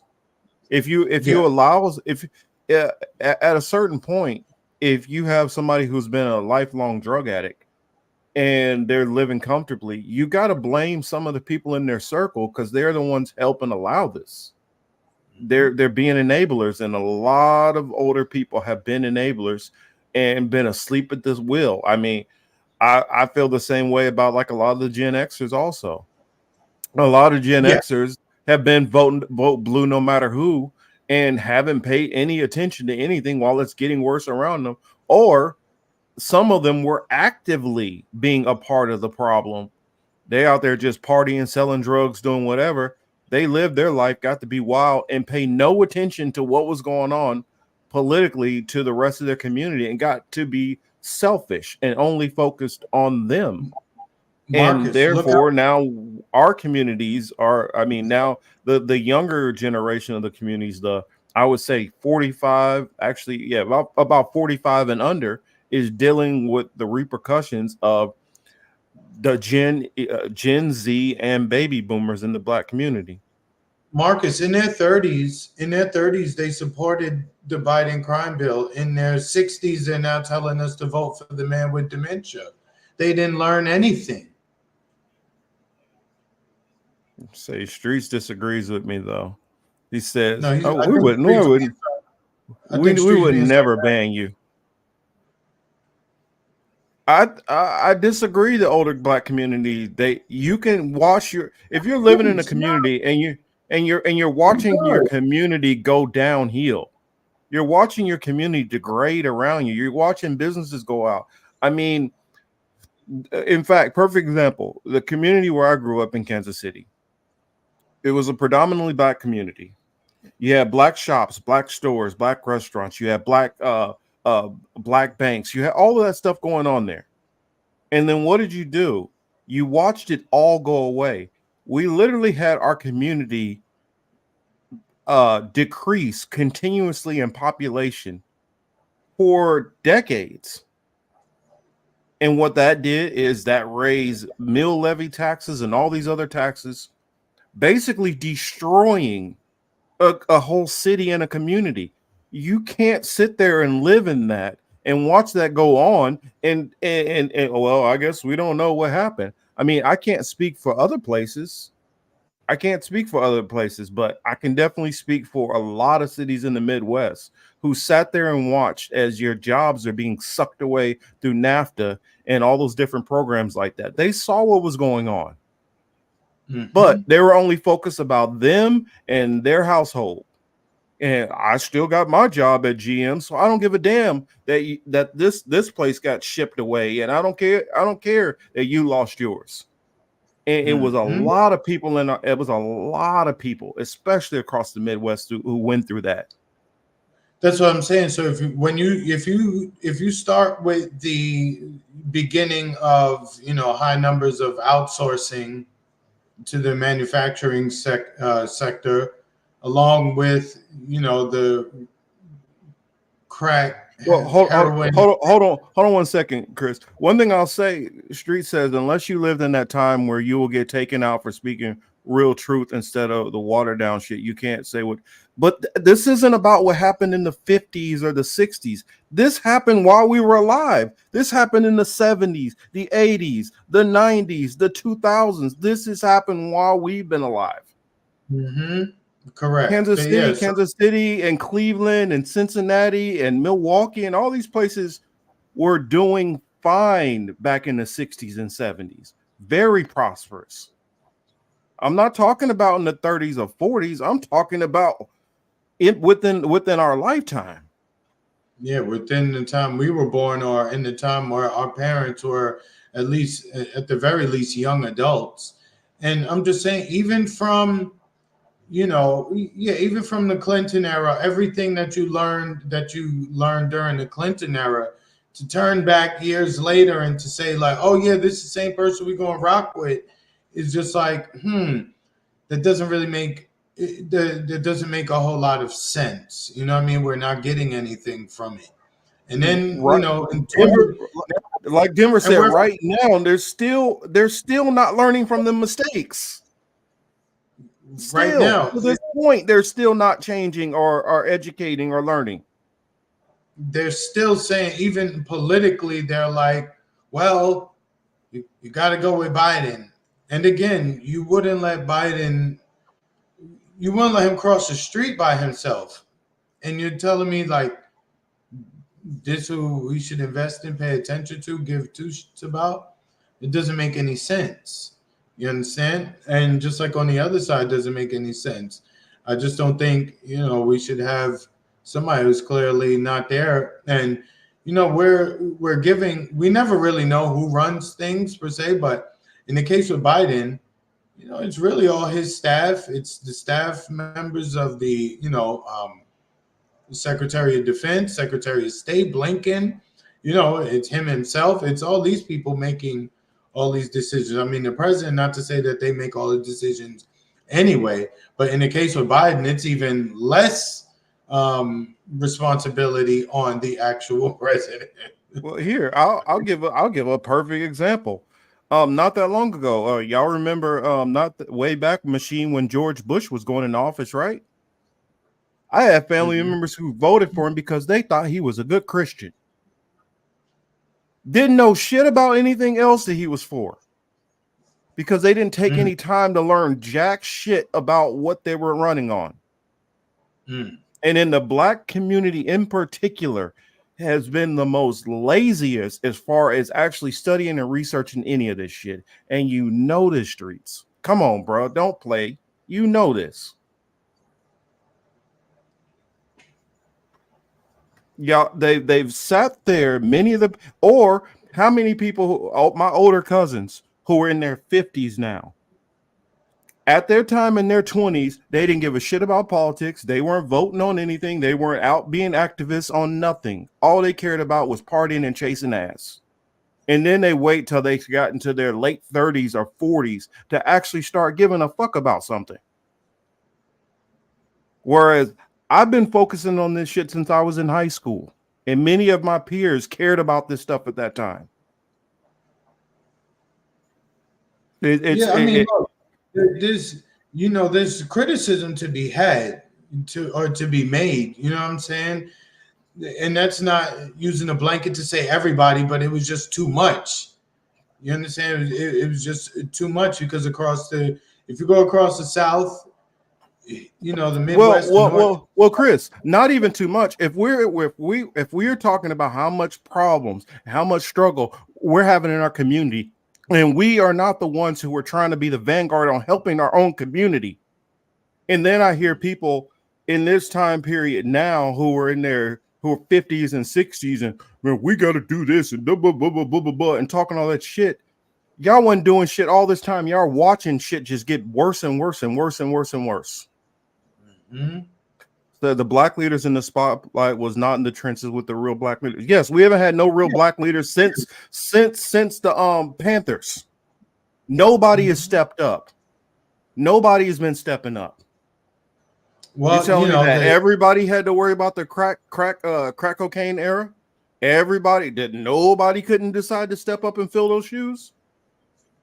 Well, what they did was that's whenever corporations stepped up and they started giving guys more money, especially as it pertained to athletes and entertainers. Unfortunately, in that community, it's heavy with influence from athletes and entertainers. And maybe during a different era, athletes and entertainers were singing a different song, right, and marching to a different beat. But once they started giving people bags, then you saw the rise of Michael Jordan. Hey, Republicans buy sneakers too. You know what I'm saying? Yeah, I don't have anything to say about anything, right? And I'm just using that one. Let me finish. Mm-hmm. Let me finish real quick. I'm just using that as one particular thing. I don't think that we should be looking at or focusing on athletes or entertainers, but since a lot of the community does like to make reference to that, I do want to make that point. Yeah, but the point that I know they did all that, and we've always had athletes, we've always had people, and I don't feel like that's what distracted it. Street says, dude, my people was in the streets protecting each other, and my day, yes, but think about it. Let's be honest. Across the board, if you're claiming to be a part of that generation, were you in the majority or were you in the minority? Said real questions. What's wrong with your generation? Well, we had a whole epidemic of no fathers around.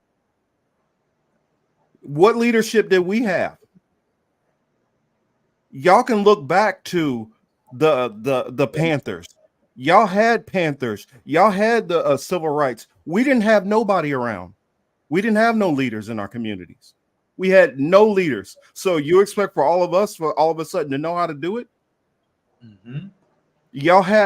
There's been a path all the way going back from the 20s, 30s, 40s, 50s, 60s, 70s of leadership. And then there was a vacuum of leadership. So to put it all on us, like, well, what were y'all doing? But streets, at 55, I'm just saying 55, if we go back to a certain, era, your age group was the one who was in the street getting money where I lived. They was the ones in the street who was really. They were influencing us to do a whole bunch of other shit. That's what I saw from that generation. What I saw from that generation was about how to be a pimp and how to make quick money. That's all I saw out of that generation. Again, and so where I lived, that generation was busy boosting cars, boosting radios, boosting from the malls. They was the ones who started getting guns. They were selling drugs. They was hanging out in the street. They had flashy cars. That's what they were loud about. That's what they were loud about. Right? I'm just saying, and that's obviously that's not everybody. but it is But that that was generation. the bulk. That was the bulk of the leaders in my community were drug dealers, were criminals, were not at home with their kids, was getting a whole bunch of women knocked up all over town. And then you had the other portion who were just going to work 9 to 5. Yeah, that's a, I wasn't seeing no damn revolutionaries running around trying to inspire the youth. yeah. I mean, and I think about, I mean, I couldn't name you one leader in my whole entire community, one that was a positive influence outside of people who just working 9 to 5. There wasn't nobody on no, well, let's try to clean up the community. In fact, plenty of them were putting guns into other young men's hands to shoot down other people my age. That's what I saw from the older generation mostly. I did not see none of them trying to do nothing to protect the youth or pass down any kind of wisdom or knowledge to the community. Well, streets, obviously the community, our generation, obviously, we see certain things, but we had to learn certain things. So I think the ones coming up under us, hopefully they will be a little bit better in certain areas, maybe we were. I think they are better. But it was the crack era really was a different era. You really can't compare that to a lot of other eras because if that was a boxing match, that was a body blow, right? From somebody like Joe Frazier or Mike Tyson. You could get hit in the head and you may get a little dizzy. You could, maybe you take that. But if you get a body blow to the, from Tyson or something like that, you probably gonna take a knee, right? You're gonna be winded. You're gonna need to get your affairs in order, as they say, before you get back up and challenge that dude. So our generation, we had to come up off the knee to really get up and be able to challenge. We had to get right when we was catching our breath, so to speak, because there's a lot of things that took place there's a lot of things I saw when I was 8, 9, 10, 11, young that we probably shouldn't have been seeing or having understanding about, but we all did. I mean, and somebody who fits into that demographic, who now is trying to be a leader. But and I'm not going to say that maybe in his time he wasn't being on the streets and leading and doing all that. But I do want to pick apart some of the stuff that he was saying, Professor Black Truth, because this ties in with that whole FBA movement and the ideology. And it's also a contrast to what Mark Lamont Hill was saying. And I want to push back on it because to me it's so problematic what's being pushed out from him. And I'm probably going to be stopping this a whole lot. So if I get caught, actually, let me share this first, Chris. In case it cuts me off going back and forth, I want to have this so that you'll be able to keep the video going, because I know I do have a tendency to freeze and stuff like that, especially later in the show. Let's see. Yeah, I put it in the I'm putting the video in the private chat now, and then let's go on ahead and share this video. And Geography Pro, don't think I forgot about you. Once we get over to the war escalation, I do want to go into your comment that you shared at the top of the show. Where is it at? Here we go. So, all right. Okay. Is it already freezing? Okay, there we go. That I've been shying away from for obvious reasons, but I decided to go ahead and tackle it. it anyway because I saw an angle in this that I think needs to be mentioned. Now, let me go ahead and say this right off the bat. I know that the war in Israel happens to give people a lot of feelings for a lot of reasons. There are a lot of folks who feel that even though the war in Israel doesn't have anything directly to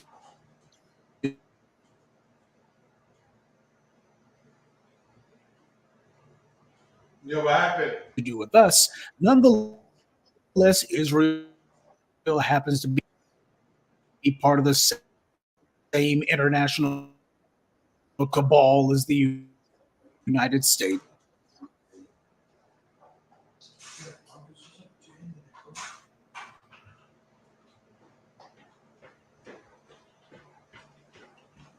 Marcus, did you get timed out?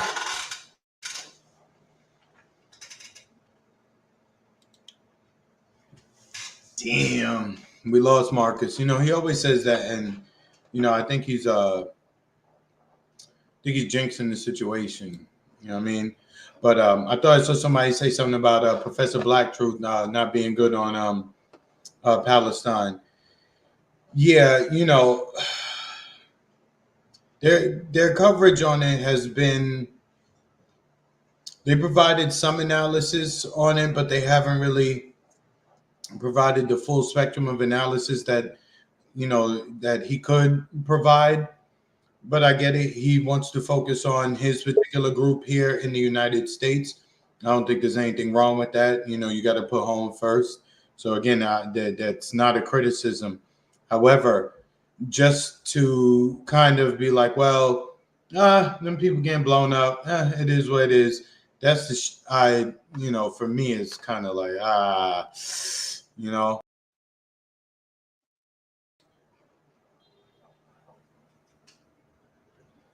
Oh, Marcus, you want me to go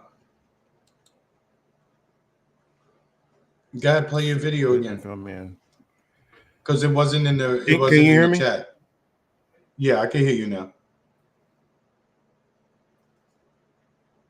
Yeah, you go. Yeah, pull it up on your side because You got to send it to me. It wasn't in the chat. You got to send it.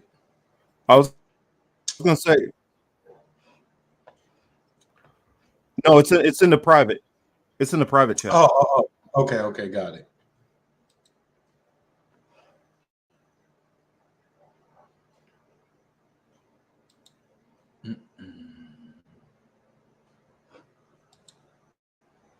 Yeah, as soon as he started going.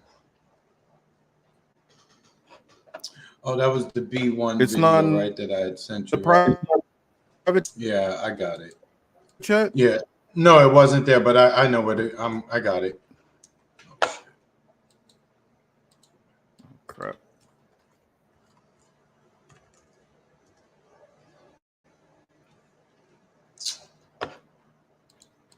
The hell is happening?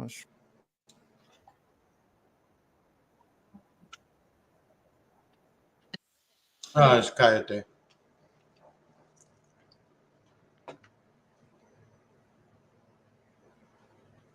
Marcus, did I lose you again? Oh, it looks like he froze again, huh?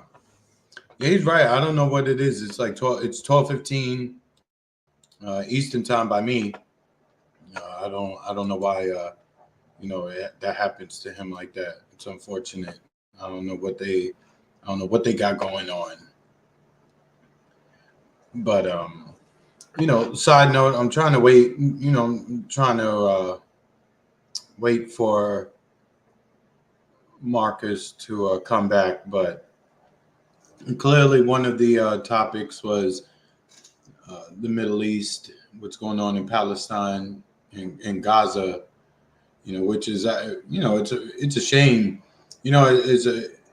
Just as a person, we have access to social media. We're able to see all these images. We've seen a lot of images since the birth of social media, videos, camera phones, smaller handheld video cameras.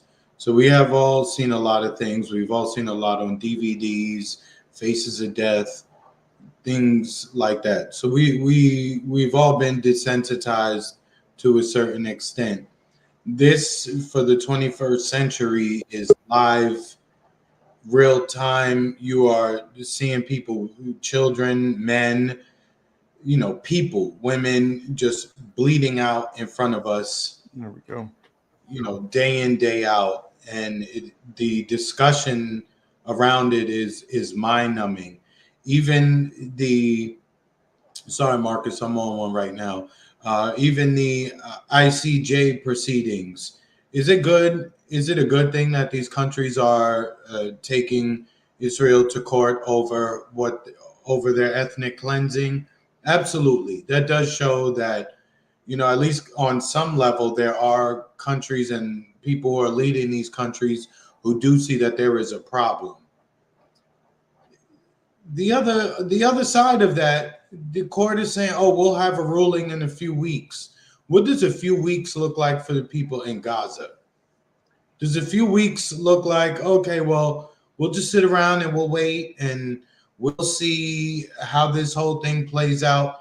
A few weeks in Gaza, there may not be anything left, depending on just how bad the Israelis want to go, how far they want to take it. A few weeks can mean basically the total destruction of that place. So again, I applaud the efforts. The action behind it is not going to match. It's not going to be what's needed, and that's the real unfortunate part. You hate to say this, but when you're dealing with a bully, sometimes they may be bigger than you, but you don't always want it to come to this, but violence is required. If you consistently being violent with me, towards me, threatening me with violence, you have to meet that at some point. You can't just sit around and continue to get punched in your face, have your money stolen, your house raided, your clothes taken from you. You have to stand and fight back, and you would not like to see a larger escalation of war. However, what is it going to take? Because none of these diplomatic efforts, whether it be court or phone calls, emails, Zoom calls, private dinners, it doesn't seem it's having no effect.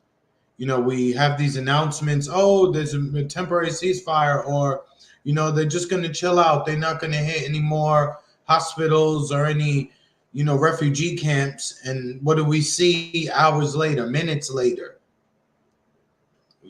We see the Did total you already play opposite. the video? Hmm? Did you already play the video? Sorry, I couldn't hear anything. Oh no, I didn't. I was waiting for you, so no, I didn't play. I mean, I got it up. I got it loaded. So, no, I was just talking about I was just talking about the situation over there in Gaza specifically. It seems to be getting worse every day. I know people are fighting back. I know there is a resistance. I know they're having some minor victories, but this is not. It's not enough. And clearly, the United States. What is it? The United, and well, not the U.S., but Germany and now France is joining the defense side of the case in the International Court of Justice. So now they're France and Germany are coming out and they are defending Israel's response or Israel's actions and saying, well, it's not really genocide. It is what it is. You there, Marcus? Oh, okay. I guess not. I guess he'll be with us shortly.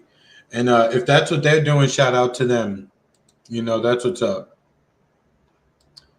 A few states or so far, oh, yeah, mutual aid is always good. I mean, that's that's good for them. People always need some kind of assistance somewhere. So again, shout out to them and the work that they actually do on the ground. It makes a difference for people. That's always one of the best things you can do, right? Direct forms of service and actions. So again, shout out to them. Going back over to the Middle East, I really don't want to jump into. I really don't want to go into any further without having him, because I know, I'm here. Oh, that's why I was asking if he was there. Yeah, I had to come in on my phone. Oh, okay.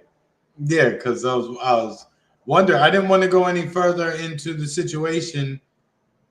Yeah. I'm here. Yeah, because I just wanted to show what's like problematic with like the whole way like he's talking on this situation. It's and because he's so influential within the Black community, um I feel like it's something that somebody needs to push back on this, and uh just point out some of the logical fallacies and ways like it's just ways that we shouldn't be looking at this situation.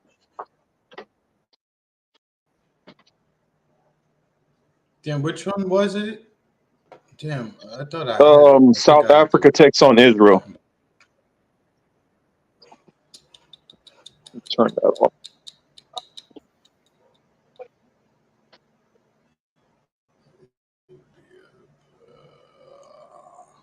There we go.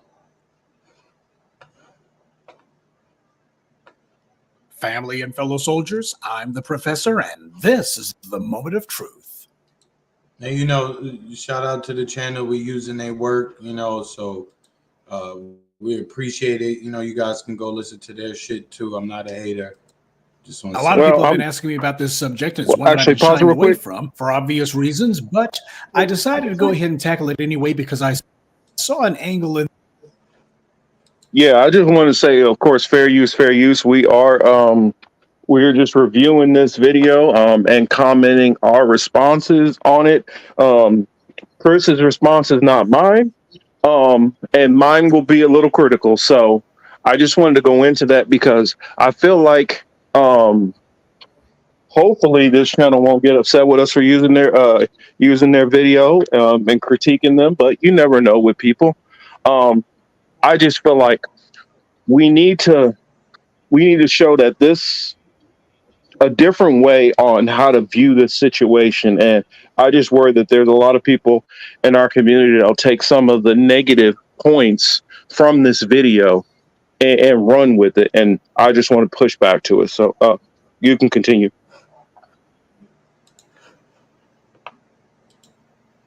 This that I think needs to be mentioned. Now, let me go ahead and say this right off the bat. I know that the war in Israel happens to give people a lot of feelings for a lot of reasons. There are a lot of folks who feel that even though the war in Israel doesn't have anything directly to do with us, nonetheless, Israel happens to be part of the same international cabal as the United States. And if Israel is having a hard time over there, well, that's something that people look at and say it reflects on the U.S. and the current world order. I understand that, and that's certainly a valid viewpoint to have. Understand something. I'm not here to praise or condemn the South Africans bringing charges against Israel in the International Court of Justice. I'm here to say that we should take a look at least for the sake of seeing it as it really is. Now, one of the things that I've noticed is there are folks who have looked at it, and even though they may not feel as if we need to be sticking our noses in it, there have been folks who have still liked seeing the image of Black men standing before the world, or at least a sizable portion of it, and indicting a white government and leading the charge to prosecute them for genocide. And of course, the white media certainly has not been liking this. I decided to do some Google searches just to see what the results would be, and what I found was, not surprisingly, the white media didn't want to give blow-by-blow coverage to the South Africans' case in the International Court of Justice.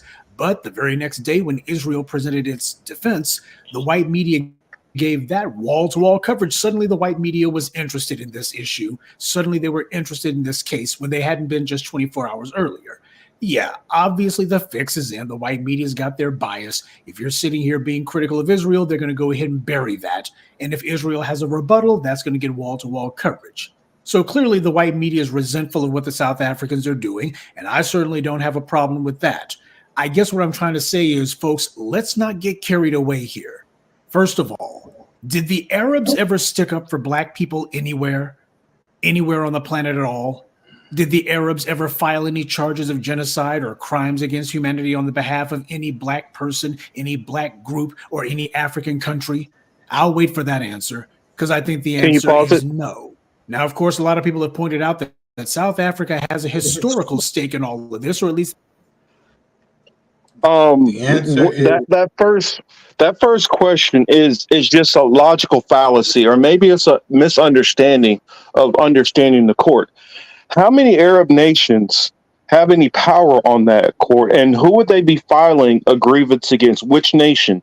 Or because a lot of this stuff that's going on Congo, that is militants within Congo versus Congo. So does he want us to be, does he want South Africa to what, file against other warring tribes within Sudan or Congo? Or I don't get what he's saying.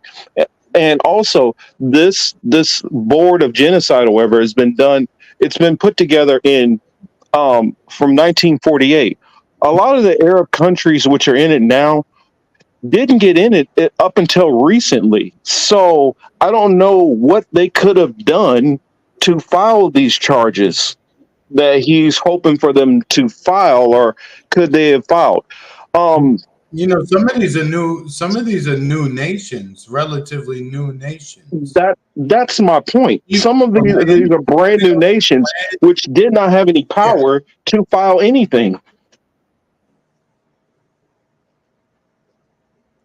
And also that logical fallacy that no Arab nations ever basically cared about black people. I don't like that because that sets up this dichotomy of we have to not be sympathetic to somebody going through a genocide because he doesn't feel like enough people have cared about the struggles of black people. We can't have that like hater type mentality. When somebody is going through something, we have to care and try to be the bigger person and look out for those people who are suffering, and not have such a self-centered focus on, well, you need to a tit for tat. You need to show you care a whole lot about my issues, and then I'll care about yours. That's just I hate that narrative that's being put out there. But sorry, you can continue.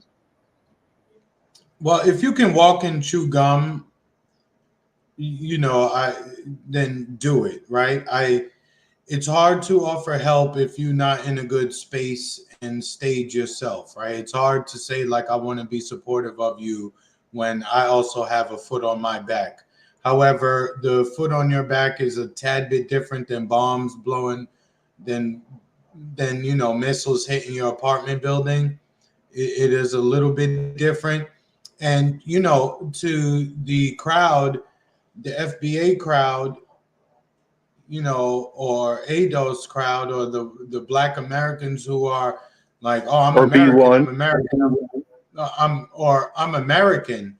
Okay, well, we are telling you that the government is doing fuck shit. They're participating in some really like shit again, and they're doing this on behalf of people who really don't give two fucks about you either. So wouldn't you want to like tell your government don't help them people? All right, wouldn't you want to try to stop that? Because it's the same people who would do stuff against you. Wouldn't you want to make that? No, it's an election year. Let's just say, no one's saying that you should be storming the government over somebody else before storming the government for yourself. That's not what I'm saying. But in addition to saying, all right, this is what we want for our support, let me add this into the list of grievances that we have.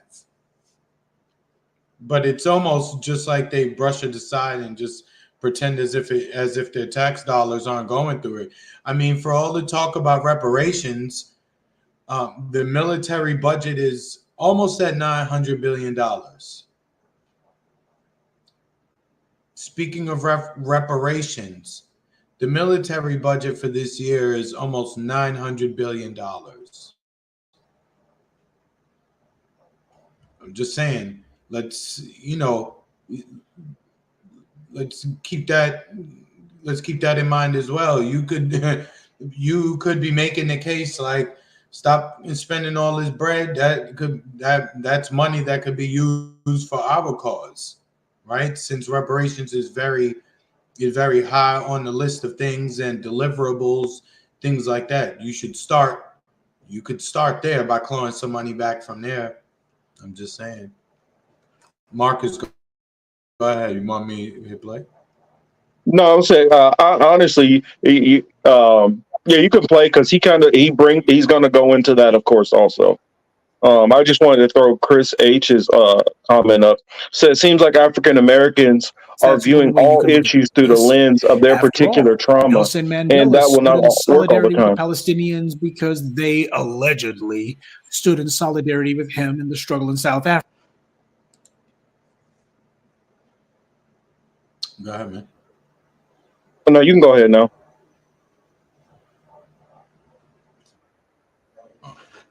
Thanks, Peace Dove. Africa. That's all well and good, but when it comes to Nelson Mandela, there are a lot of people who have a lot of illusions about him. Dr. Ben and Dr. Clark told us why Mandela's release didn't turn out to be a new beginning for South Africa, but instead it was like Obama before Obama. You had a white regime pretending to be dealing with its oppression of black people by having a hand-picked candidate installed as leader. Button pushing is what it is. So Nelson Mandela gets a lot of praise that, truth be told, he doesn't actually warrant. Dr. Clark, Dr. Ben, and others wanted to know when was Mandela going to get started with doing the land transfer back to the South African people, and the answer was he didn't. So it started to become very clear to a lot of folks that maybe there was a reason why those white supremacist Afrikaners down there, and I think the Afrikaan is C-O-N, that's a reason why they didn't kill Nelson Mandela, because they had plans to use him later on. So Nelson Mandela isn't enough of a justification for this, whether people want to hear that or not. Again, what did the Palestinians or any other Arab group do for black folks in South Africa or elsewhere other than Chris, say can you we pause it? stand in solidarity with you? Did Yasser Arafat or any other Arab figure? And see, that's where I can tell he's going back to outdated view at looking at the situation. Nelson Mandela's been dead for quite a while.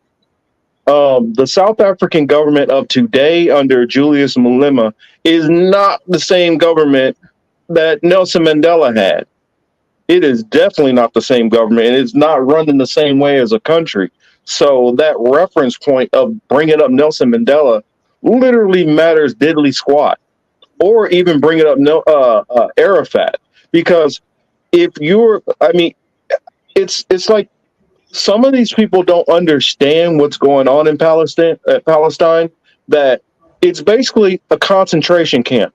How can a concentration camp fight for any rights over here in America? They don't even have agency over themselves. And you're going to criticize basically the Palestinians for what they're not doing for black people when they don't even have the agency to take care of themselves? They're under a blockade. Many of them can't even leave outside of that country. That would have been the equivalent of someone saying, "Hey, Black Americans didn't help us in the 1940s and the 1950s." Exactly.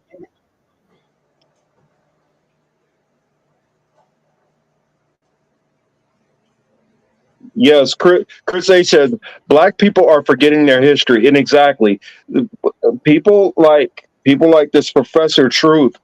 It's like, are you not?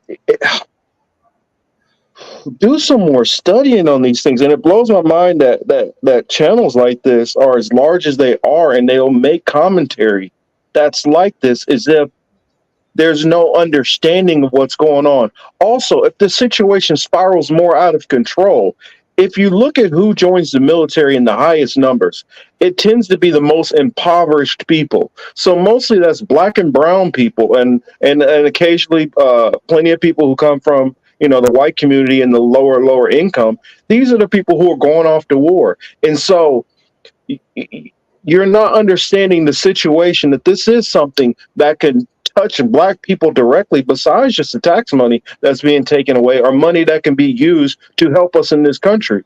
This could actually result in the deaths of black people. But because they don't have the understanding, okay, yeah, if something happens in, well, the situation which is going on in Congo, they're not sending in major boots on the ground for that. But let something happen to Israel the wrong way, the U.S. military will be going in, and that will put black people in direct harm. You can't say that you're B1 and black people first if you're completely ignoring that black people will be put in harm's way. Sorry. I mean, you make a good point on that for, the amount of, families who would be, impacted by any of the soldiers possibly being deported or put in a zone in which, their life would be threatened. It's one thing if you're going on base in Kuwait or something like that, where you would be, okay, you're not necessarily, a big, a main target, a top 5 target at the time. But for for the people who will enter the theater, that is something that that they should take into account, instead of just turning their back and saying that these super duper poor oppressed people didn't do anything for us. Like you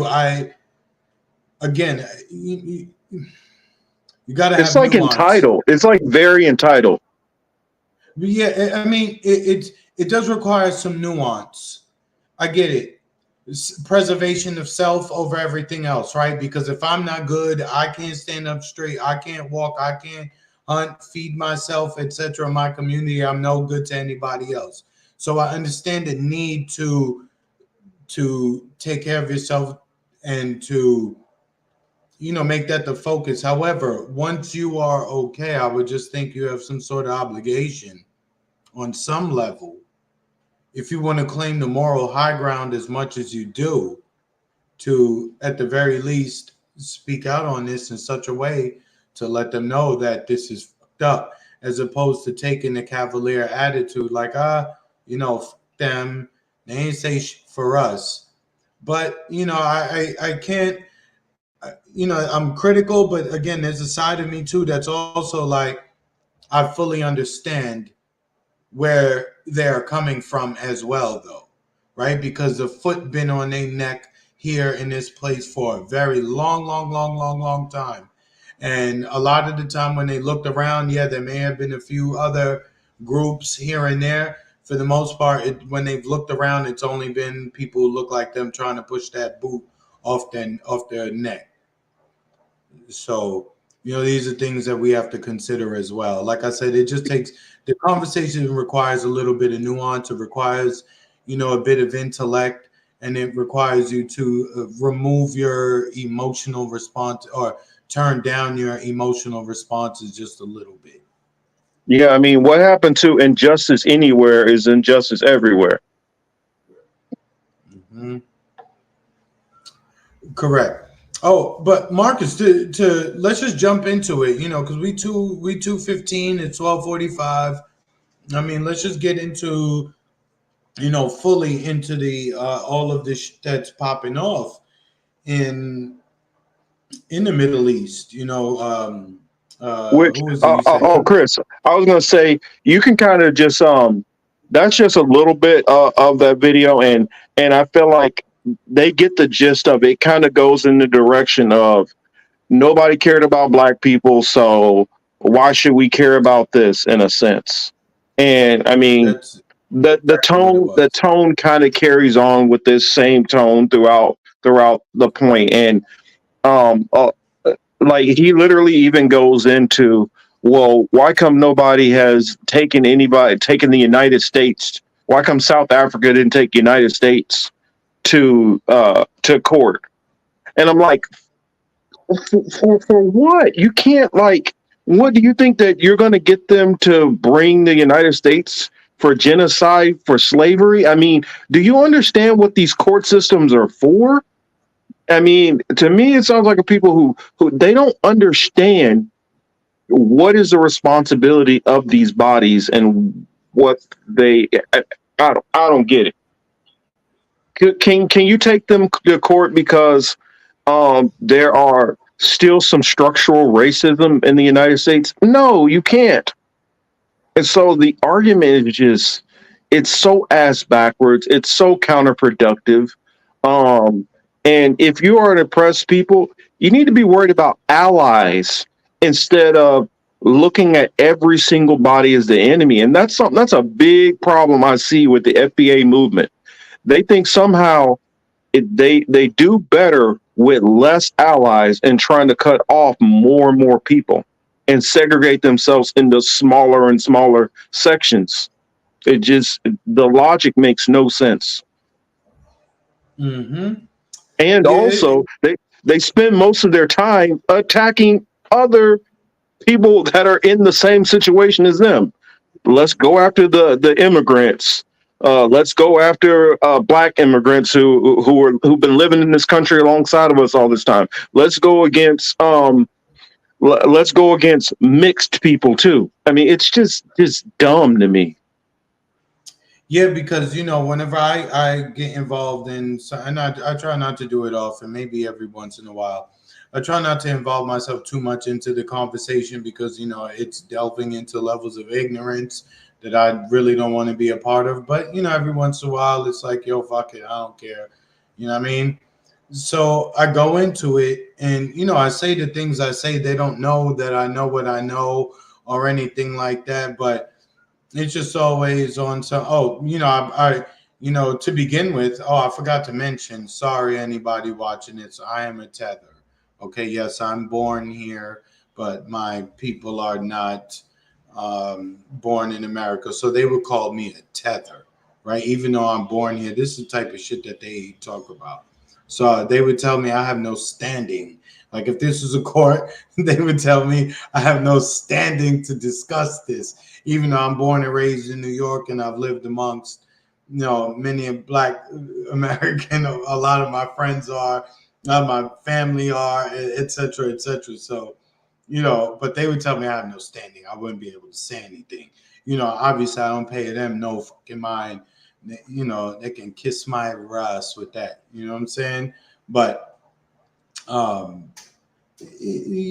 wish to those out there who may come across this, elevate your conversation, and that's the end of it.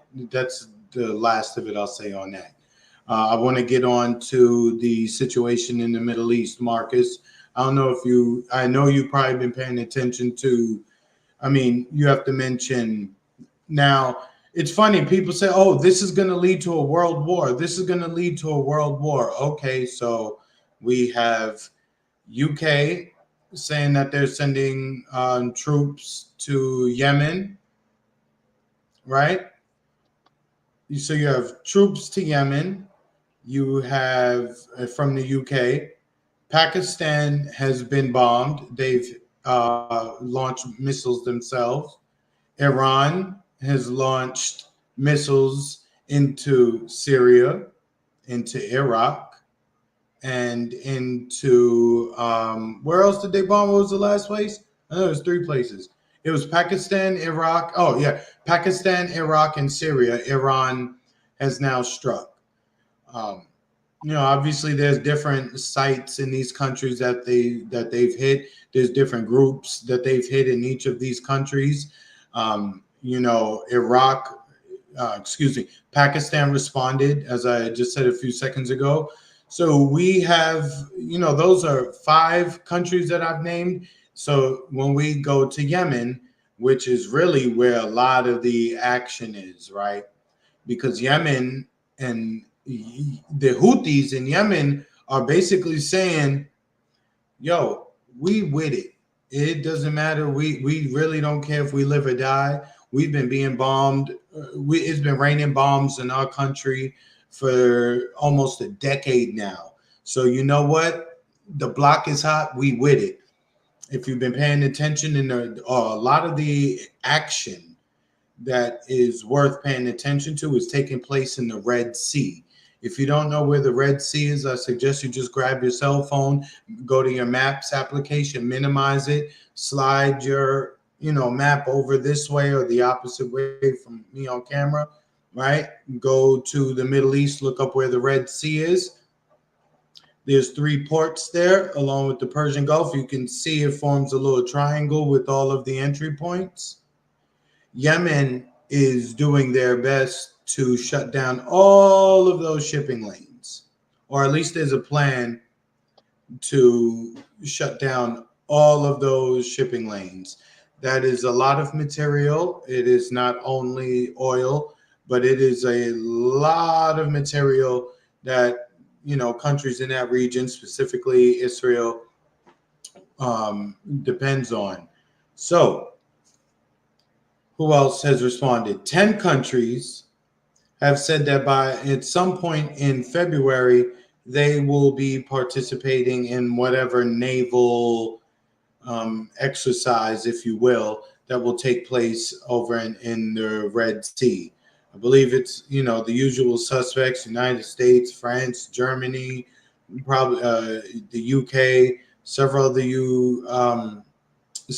European countries, and I'm sure the Zionist Arab countries as well. Because when we talk about Zionists, we should not limit it to the Europeans who occupy the space that is Palestine.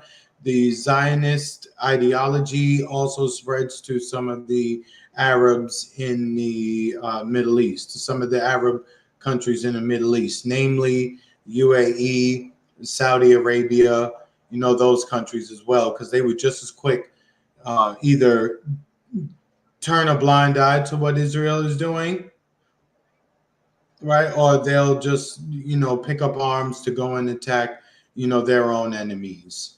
So it's a very nasty situation in the Middle East right now. If Yemen manages to shut down even the Suez Canal, and I can't remember the name of the other 2 canals, you guys will help me, you'll put it in there. But if they manage to pull this hat trick off, if you will, to get into my hockey bag, yeah, I know a little something about hockey for y'all out there.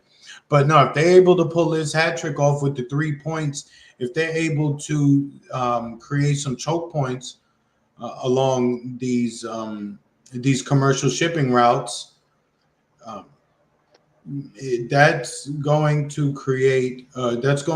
bring about a response from a lot of people.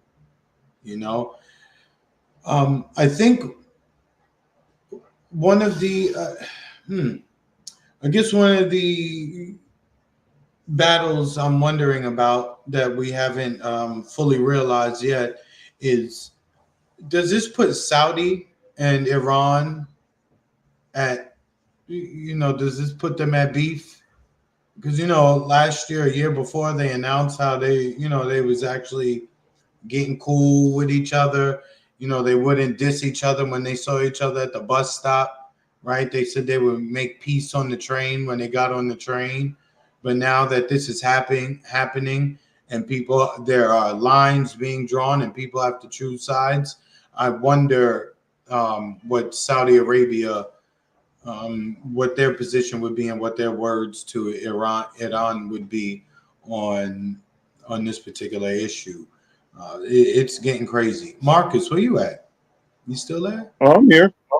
Oh, go ahead, man. I'm waiting for you to jump in. I see you mute up. I didn't want to talk all this fucking time. Well, no, I muted up because I was going to try it. My computer just completely, I think I might have figured out one problem I might be having, but I'll see if that's what the issue is.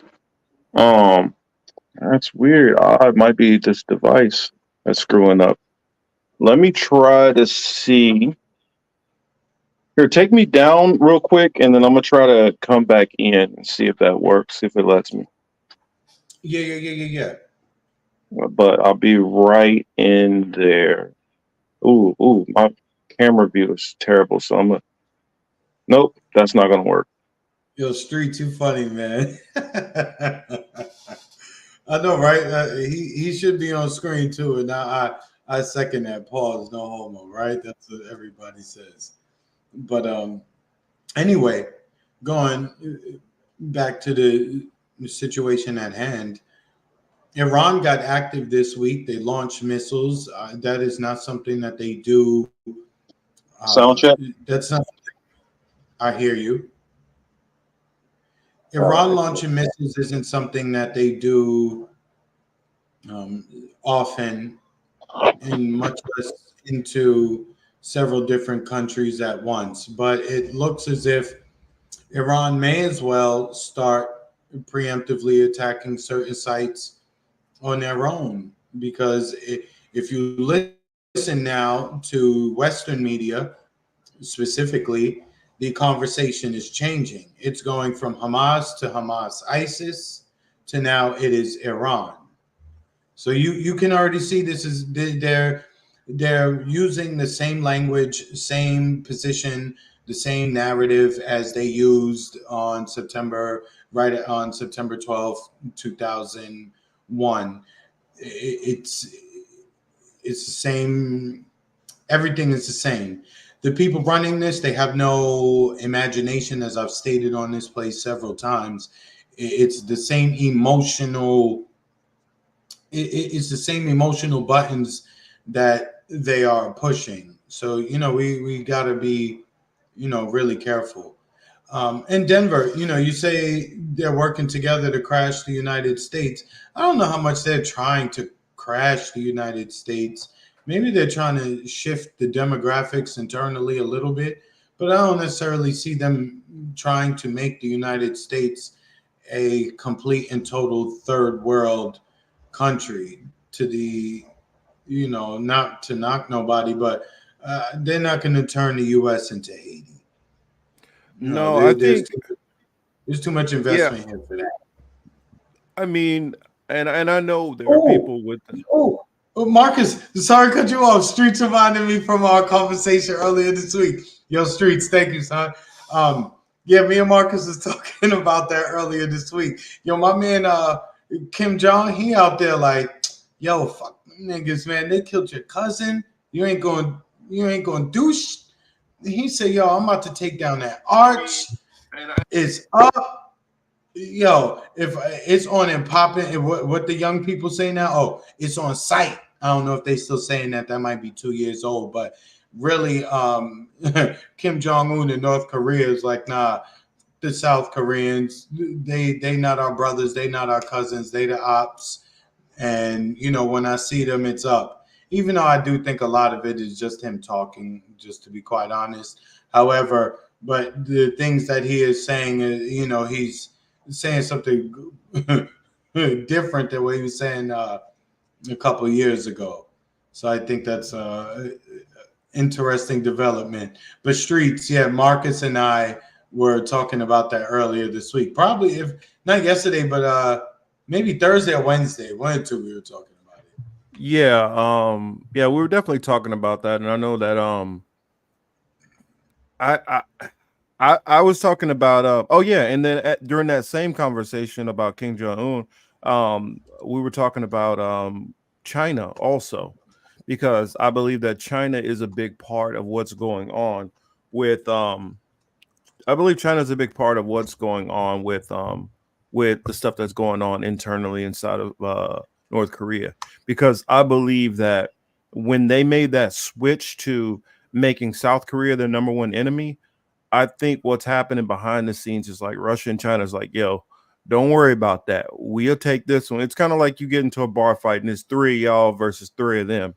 And you're like, nah, I got him, you take him, or even on the basketball court, you playing, man defense, and you're like, okay, I'll take the tall guy. You cover anything from the three, and that's kind of what's going on. And so I think they said, yo, Kim, going ahead and worry about South Korea, worry about Guam, worry about the Philippines.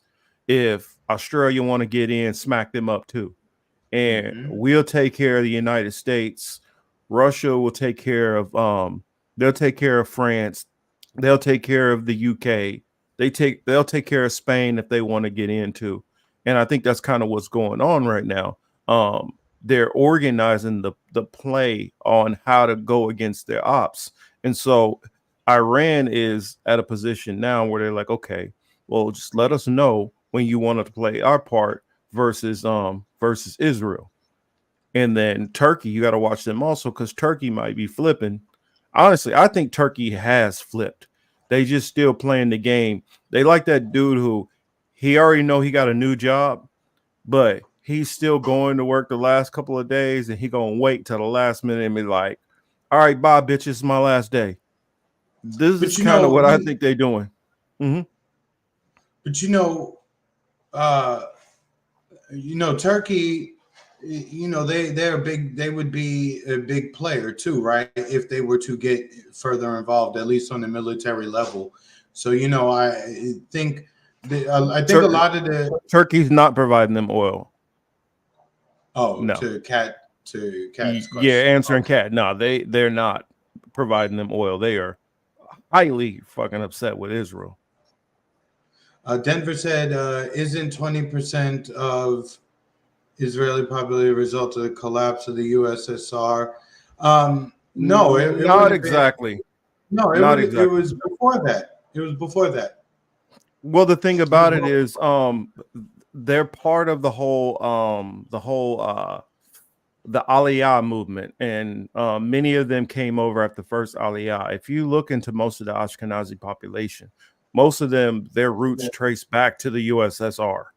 They're Russian, Ukrainian, Polish, all that. So many of them fall out of the results of the USSR. Anyway, or if not there, another big chunk of them come from Germany. And out of the Ashkenazi population, as far as origins, something like out of modern day Ashkenazi, something like 90% come from these areas. There's a little bit who's in well, I wouldn't not 90%, well, 90% originally. There's a big chunk who are in the United States, of course. There's a big chunk in the UK, and then in France, and spread across Western Europe. Yeah, so and in the continent of Africa, you have action too. You have action in the Congo. You have action in the Sudan. There's conflict. There are conflicts all over the place right now. Yeah. Where battle lines are drawn, where alliances will be made, tomorrow or 6 months from now, 6 years, 6 weeks, what have you. If I told you that I know exactly everything that's going to happen, I'd be lying, and I'm not here to beat nobody in their head. The only thing I'm saying is that the board, the game board is out and pieces are on it and they're moving around. We never know how this thing will end up. As far as domestically, though, my conspiracy, minded self is thinking that either it's going to be the situation in Palestine and Gaza. It's either going to be that and the escalation of warfare in that region, or the migrant situation here at home. There's going to be something. Something's going to happen with this election to where there's going to be funny money again. Yeah, I mean, I don't think we're gonna have to. I don't think we'll have to worry about it. I mean, yeah, but I don't. I mean, any funnier than every election? There's interference in every single one of them. Every election, there's ballots hidden. There's all that stuff. It's just a matter of if they focus on it and it turns into. It just makes it just makes if somebody is, which side is more pissed off that they ended up losing in the exchange, because you can look into they focused on, like, the first time when Trump won, they focused on, oh, Russia. Okay, yeah, Great Britain involves themselves in the elections also. So does France. So does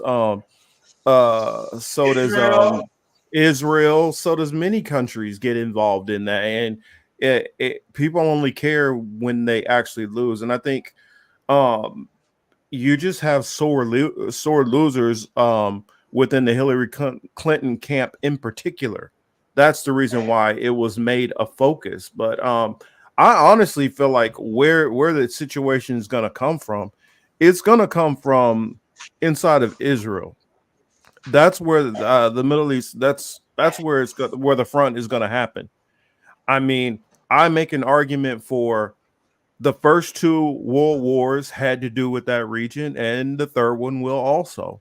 And that's the reason why I pay a lot of attention to that area. And if you look at just recently with Kim Jong-un, I mean not Kim Jong-un, but if you look at recently with Israel, they've just launched strikes into Iran. In every aspect, I see the Likud party, and I know a lot of people focus on BB, but you don't need to look at BB. Just like here, we have a puppet government and we have puppet leadership. There's two people that you can look at, and you can tell the tenor of what Israel is going to do and what they're trying to do. The two people that you need to look at is you look at Bezalel Smotrich, and you look at Itamar Ben-Gvir. Those are the only two people you need to look at for what's going on. And if you listen to the propaganda that's coming out of like I-24 and the local like Israeli news, they are propagandizing their people over there to see this so one-sided that they're going to get the approval to do all the stuff that the Likud party wants to do. Even the so-called, they have the left center party, because you don't really have a leftist party over there anymore. It's kind of a little bit, it is as far left as it is. It's like calling Hakeem Jeffries the left. That's what you have going on there. The left there would be like, oh, let's just set it up how we had it before. Yeah, like let's just keep it kind of how it is. Yeah, the right would be like, oh, let's just get rid of all of them. You know, the thing about going back to the court case. Oh, matter of fact, I think there was how true is this? I think in the court case, I think Israel provided like fake pictures and shit from somebody from. I think they provided fake evidence. So I mean, maybe somebody in the because I just saw that not too long before we went live. So maybe if somebody in the crowd could check that out, that'd be good too. Marcus, the larger point I just want to really point at repeatedly throughout this whole thing. If you are not now fully aware that Zionists are the biggest lying, manipulating pieces of shit on the planet, I don't know what else to tell you. You can tell me, you can call me an A word. I don't give a shit. I'm just going to keep it real. We are watching, we do have technology. I'm able to tap in to see what the people on the ground there are saying, what the overall sentiment is. We can see the actions and behaviors of the soldiers. We can see and hear the words of the media spokespeople. Son, these are not good people, son. This is not about defending your culture, your life, your family. It's not about any of that. These are fucking disgusting, very nasty fucking people. And when you get people to feel in a certain way, and because for so long to be tagged as anti-Semitic was one of the cultural, death notes that could be put on your name, right? To be tagged that, you have, to be tagged as a white person, to be tagged as racist is bad, right? Especially in the 21st century, right? If you're a white person and they deem you to be racist, that's not good. And maybe you'll get an audience and you'll make some income on a certain level. But to be deemed anti-Semitic means that you are taken out of everything. If you're racist, you can still get money from racists. If you're anti-Semitic, you don't get no money from nobody once they tag you. Because then nobody wants to be known as a person who, quote unquote, helped an anti-Semitic person. But the actions that they are taking, the words that they use, the phrases they say, how they put everything together. Yo, this shit ain't cool, dog. And unless you a dumbass, yo, they're showing you just how savage they are. There's unfortunately, if they're being that savage with you, there's only one way to deal with that type of savagery, dog. And again, that's not being offensive. I'm being defensive. It's not offensive. It is, yeah, it's not offensive. It's defensive. And you know, you can't say, for a long time you couldn't say anything. You couldn't say anything. This latest transgression or episode is showing you how they are sniping some people in the public sphere for speaking out, but they can't snipe everybody for speaking out. I know they know the global sentiment is against it. Go ahead, Marcus. I'm gonna let you get it. Sorry, guys, for being so wordy. My bad. Go ahead, Marcus. Well, I mean, I just kind of like put some disclaimers in there because, you might have a lot of heat coming back at you if you don't put some disclaimers in there on that. I don't even believe I'm not gonna go at the Zionists for who they are as a person or people. I will go at the fact that I believe that there are a lot of people who are Zionists who are completely brainwashed. I believe they are completely brainwashed and they're blinded to seeing a lot of things. Because within Zionism, you have, and we're talking about Jewish Zionists in particular. And I'm speaking even, I'll say Jewish Zionists because I'm talking about ones in Israel and ones abroad. I feel there are a lot of them who just are only getting one side of the story and are so biased towards their own side that they don't want to hear anything else and they don't care about hearing anything else. And Marcus, if we were, hold on real quick though, to that point, if we were just super critical on Black Americans for not knowing shit over the past couple decades, we have to be just as equally critical of these. I'm gonna get there. I'm gonna get there. I'm gonna get there. Oh, okay. I'm gonna get there. I don't give them an excuse for not knowing this either. Now, within Israel, what they're doing is this, and this is why the leadership of Jewish Zionism is so nefarious.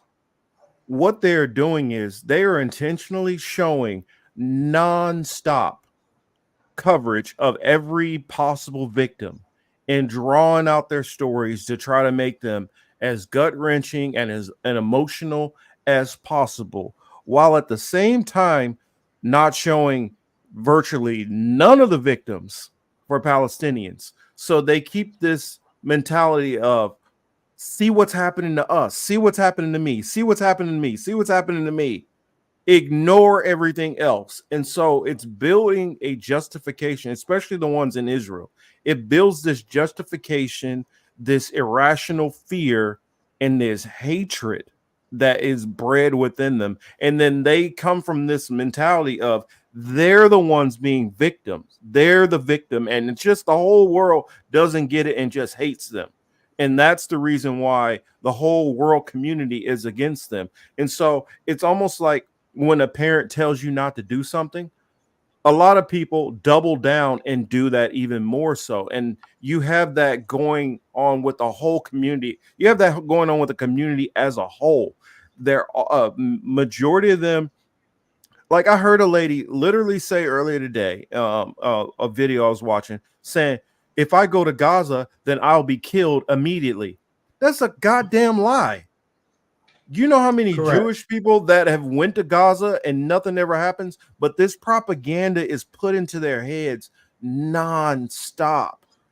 Nonstop. Marcus, that if you Marcus, go over there, you're going to be killed. And Marcus, I don't give them any. I don't give any of them a break because you brag on being so far ahead in technology. All of your people are involved in technology in some way, shape, or form. You own all these porn sites. You Hollywood. You this and that. You have access to all this technology. We have social media. This is the 21st century. The citizens there know, and secondly, they're not like people born in Gaza who don't have access to certain shit, or to even to that extent to bring it on this side of the world. They're not people born in Cuba who don't have full access to the internet. These people have very much first world technology. Yeah, but They know yeah, but shit.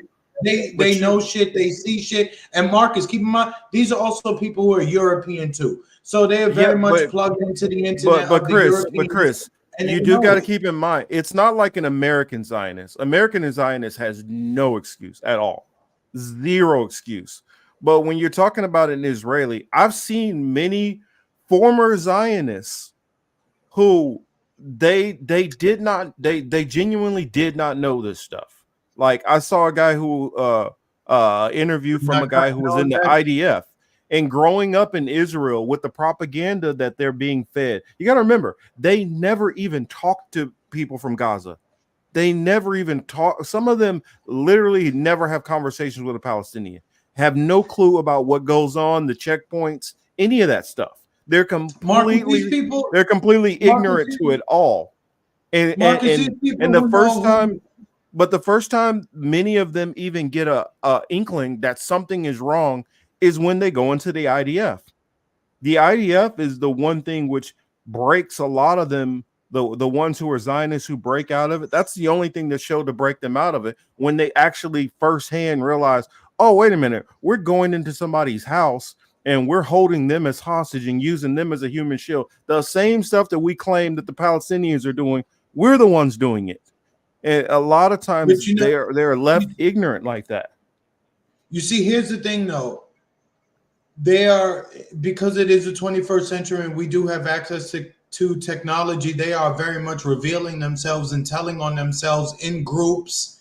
It doesn't necessarily have to have one particular person speaking for a lot of people, but we are seeing very much pockets of just outright hatred.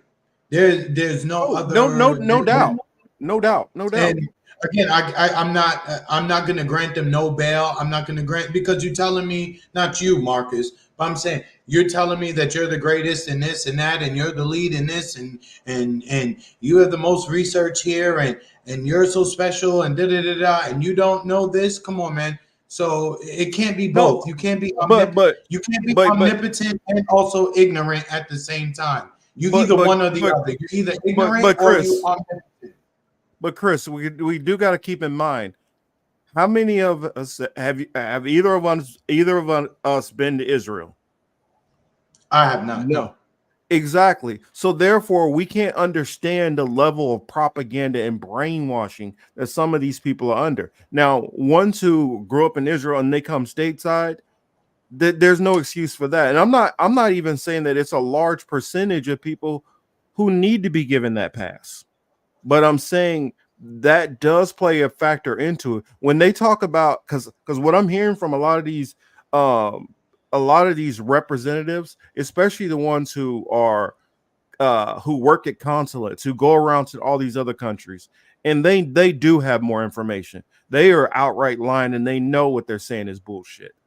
I'm talking about the ones who they grow up in, they go to yeshiva, and they're being told that Palestinians are literally that Palestinians are literally from birth told to kill Jews. I'm talking about those people who have grown up for 20 years and all they've ever heard is every possible negative thing they can hear about not only Palestinians but Muslims in general. And then when you have that mentality forced into you, and then you're told that you're the good guy, well, one time you finally do interact with one of these people and the situation's not like you think it is, that's typically when some of them start to realize, oh shit, I've been completely brainwashed this whole time. And it I happens all the time. It happens all the time. people like that. It does. I mean, look, if it's the 18th and 19th century, I could give a little bit more bail to that, but we're in the 21st century. You know what I'm saying? They know who Ja Rule is. They know who 50 Cent is. They know who Eminem is. They know who fuck Taylor Swift is. They know who the San Francisco 49ers are. You know, they know all this obscure shit. They know we love Timberlands. They know all this shit. I'm not buying that because, again, they haven't been there long enough to not know better. You know, whenever you know that people are not being treated the same way. It's just like with the little white kids here who were little white kids in the 50s and 60s. Like, they saw signs that said colored people only bathrooms. They saw how the colored people were talked about. They heard in their own homes, much less their churches and schools, how they talked about black people here. You know what I'm saying? So, nah, I can't. To the extent that they're being propagandized and all that other shit. Look, you want to be that ignorant in 2024. Nah, son, we can't do that.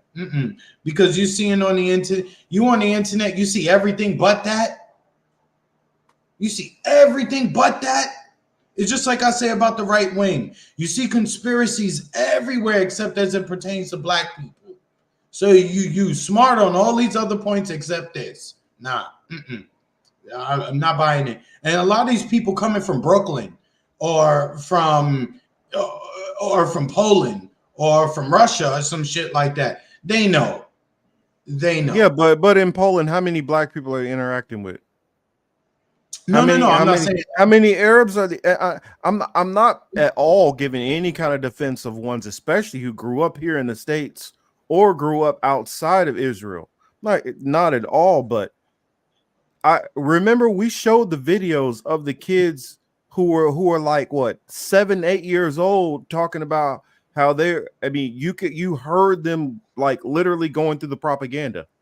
How does a kid that young start thinking like that? Is it just something that's naturally in them? Now, some people can make that argument that people are born that way.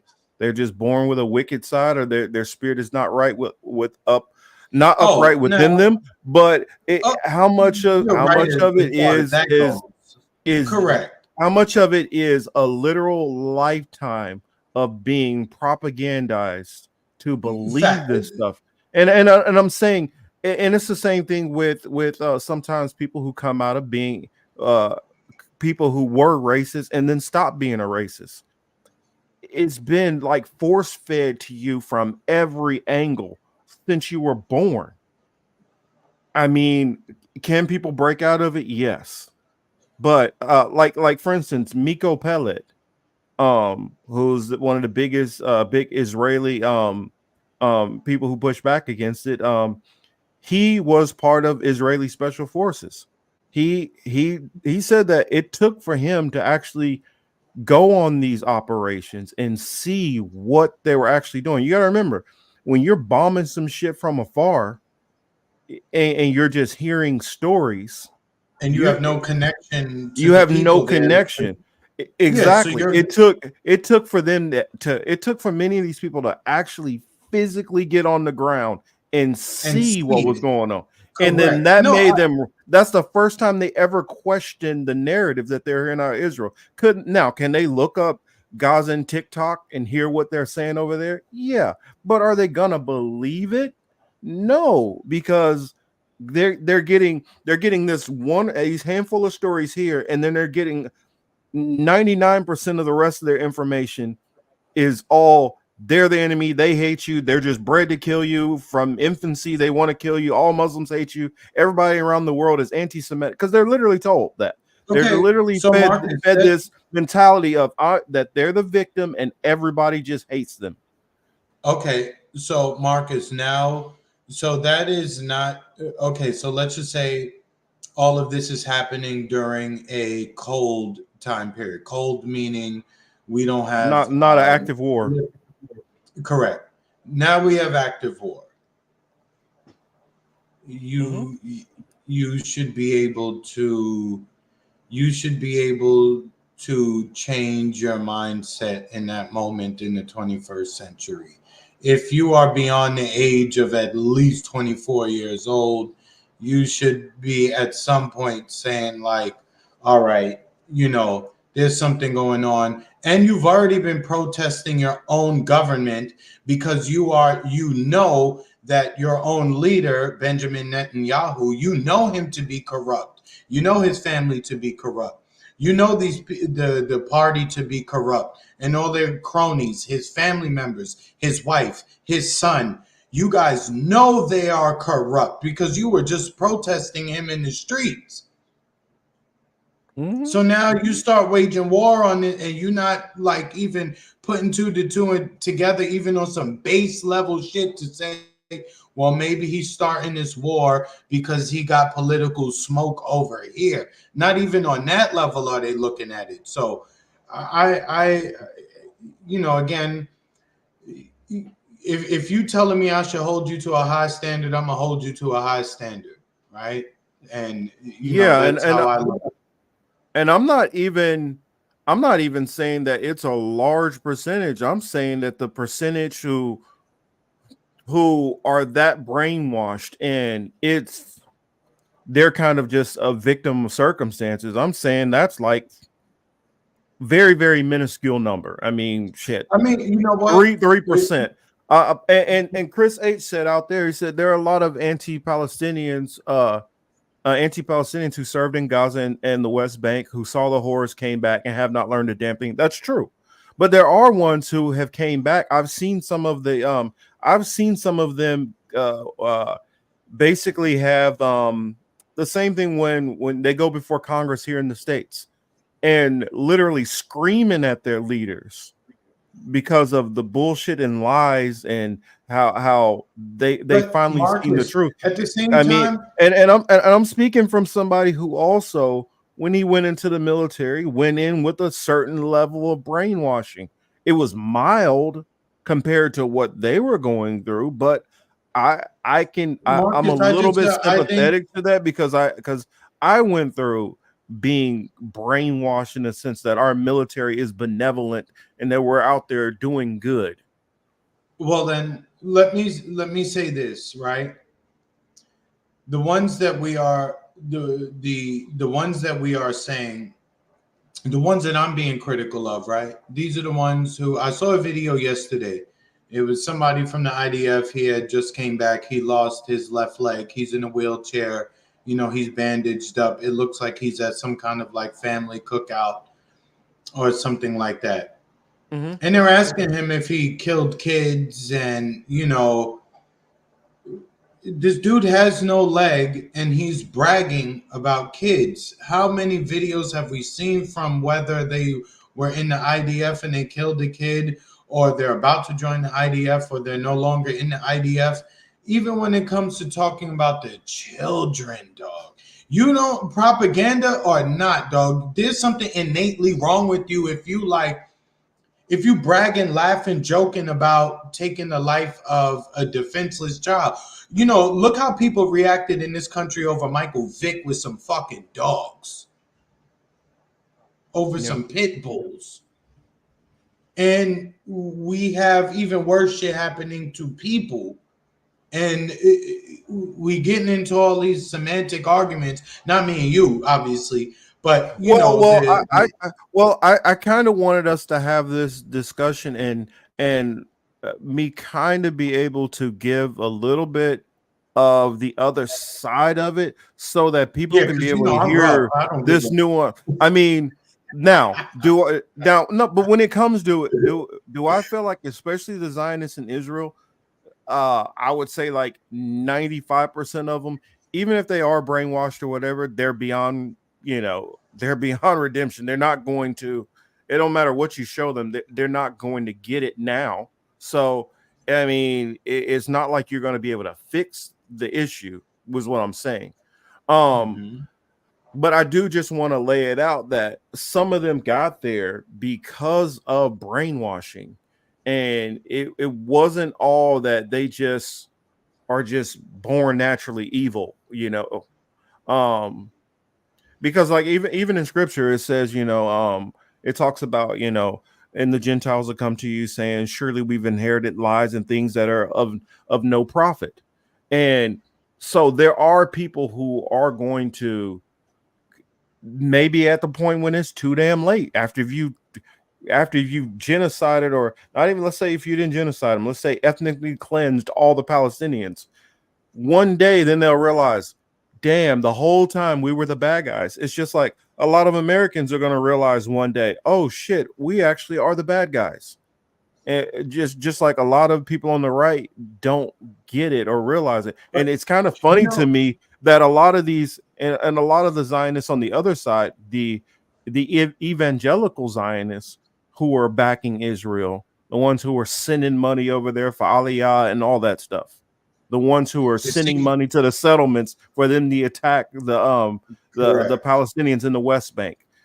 Those people, those very ones who think that they're fulfilling God's will, are sitting up there talking about God bless America, not realizing that America is Mystery Babylon, the place which he's coming to destroy, because it's like the fountain of wickedness.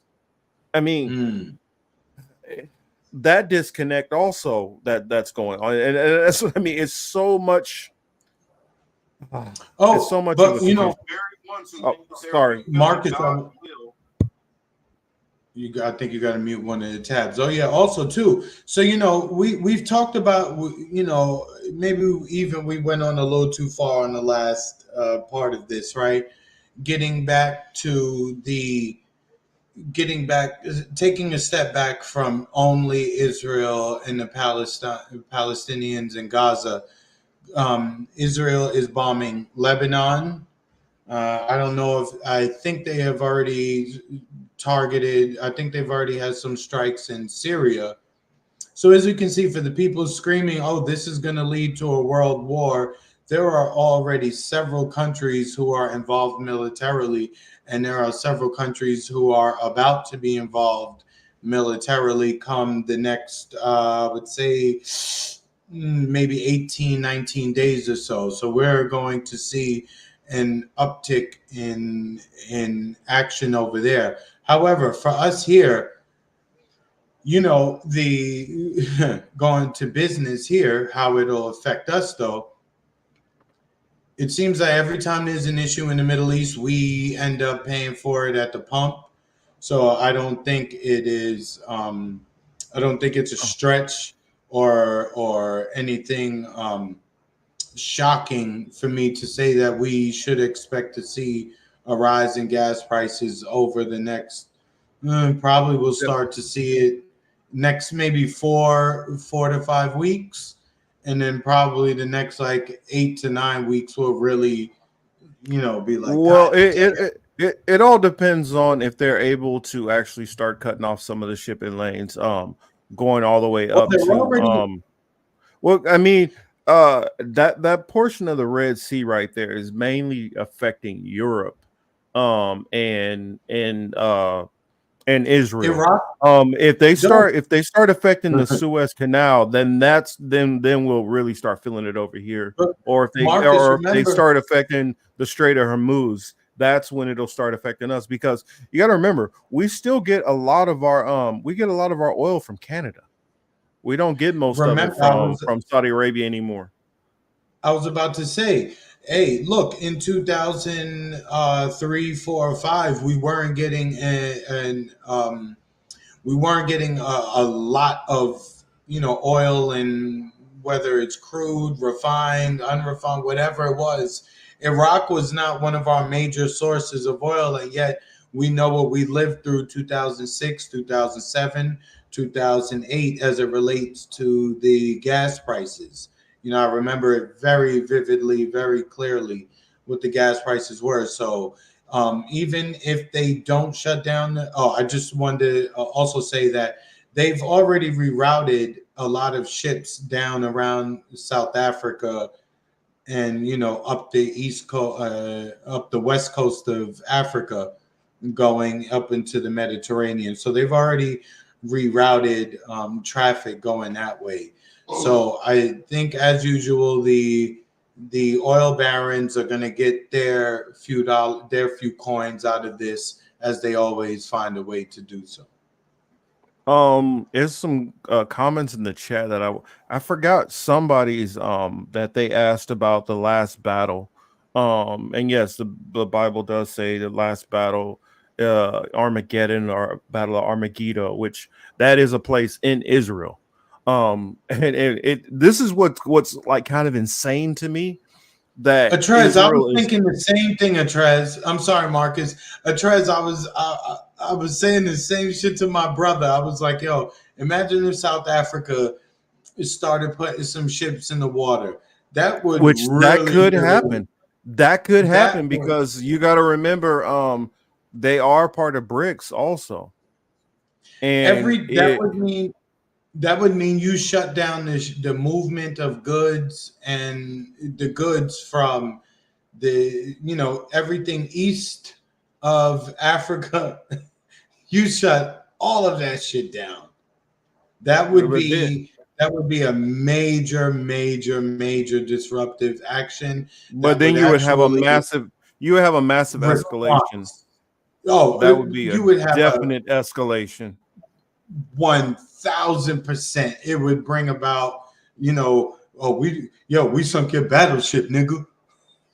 Well, I honestly think Israel is pushing for it anyway. And like I've said before, when you start talking about the Nile to the Euphrates, like it says in the book of Genesis, the Nile to the Euphrates that's literally talking about taking part of Egypt all the way over to Iran. And for those who have a map, look at that area where the Nile starts and where the Euphrates ends. That's talking all these countries, which there are you pulling it up? But if you are, that'd be great. But if you look at all that, you'll start to see, oh, wait a minute, they are literally fighting, they are literally picking a fight with everybody who is in the lands which the Bible says is their biblical lands. And they're trying to act like it's all these other reasons. It's the same thing like this whole Gaza situation. I can't remember her name. It's like Ifret something. She was talking about how it's completely asinine that, oh, well, they just came in and attacked all of a sudden. Yes, that's yeah, you see that?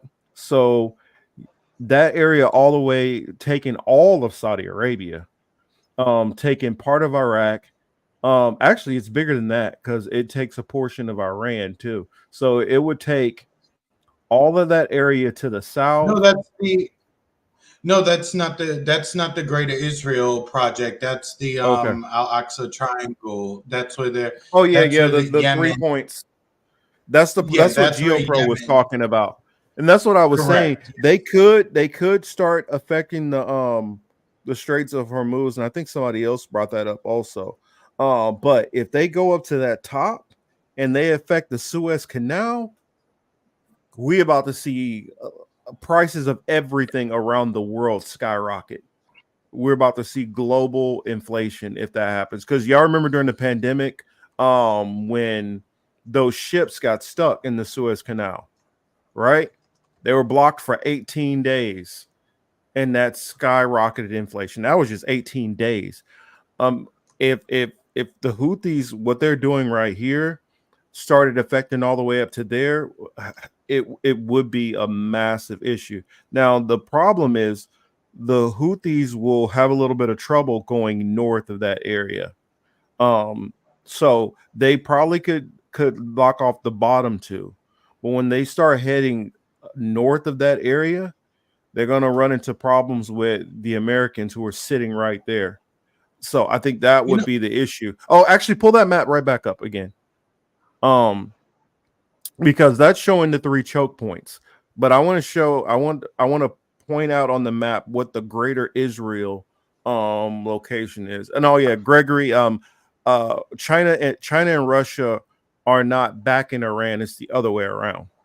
Now that if you take that whole entire peninsula and you cross over into Iran, you take that whole peninsula, pretty much except for actually pretty much everything you see in that map cutting off at Ethiopia, all of that would become Israel. So that's what the Greater Israel Project is about, and that's the reason why I believe you see why you see instability in Eritrea and in some of those areas also over there. And all of those places, those three places you're talking about, the Suez Canal, the Bab al Mandeb Strait, and the Strait of Hormuz, those would be the areas that, if that did happen, all three of those, you would see massive inflation. Oh shoot, I just can see this now. Finally got caught up, but I see Copeland Morris has hopped in here. Appreciate you for hopping in here. So I saw a recent interview of Peled by Chris Hedges. It really showed me the warped mentality that has captured the military establishment since 1948 in the first Nakba. That's what I'm saying. I've heard a lot of interviews from former Zionists, and it's mind-boggling to me. And what they've done is, because of that propaganda that has been fed to them after the Holocaust, that fear of the next Holocaust has been so drilled into them, and they've used that trauma of the Holocaust to incite that fear inside of them. And what happens when you get somebody who's fearful, who has a lot of these people who are fearful, that fear turns into rage and it makes you dangerous. And that's what you have. You have a whole society who has a giant trauma that they all have, a mental trauma going on, and a group of leaders who is weaponizing that trauma to enact out certain goals, therefore making them, toxically dangerous. And that's what they do. They play on their fear. It's kind of like after 9/11, how everybody was, anybody who looked like they were a Muslim, they were going after them. but It's the same thing. Marcus, I'm glad you brought that up. I'm glad you brought. I didn't even think of it to even compare it or use that in that. Oh, the powers So that be, they weaponize all these things. No, I'm saying they attacked us. We were quote unquote attacked on 9/11, right? We're highly propagandized here as well. We're constantly told, whether it's from school, maybe your parents, what the media we take in, we're the greatest, we're the best, America, I'm proud to be an American, right? We're number one, right? I get it. But Americans here for 9/11, a lot of us picked up on the bullshit that they told us. If those people over there in that region of the world can't pick up on the bullshit that they were told, then a lot of them are going with it. So that there's a different narrative. That there is different information for you to look at. You're choosing not to look at it. Chris, in fact, as a New Yorker, speak to that in particular, how much it affected New Yorkers. Because I know the Southerners in general, they're like, anybody, any kind of even perceived attack, even if they feel it gutturally, but for New Yorkers, what that did to them psychologically. Oh, it messed up a lot of people. It messed up a whole shit ton of people in New York. So think of what October 7th, how they're weaponizing October 7th to warp these people's mind even more. Correct. However, after the shock goes away, and you've got your equilibrium is back to some sense of normal. Then you should start asking, the questions they taught us in school. What was it? The 5 W's? Or what, when, why, where, when? Yeah. Right?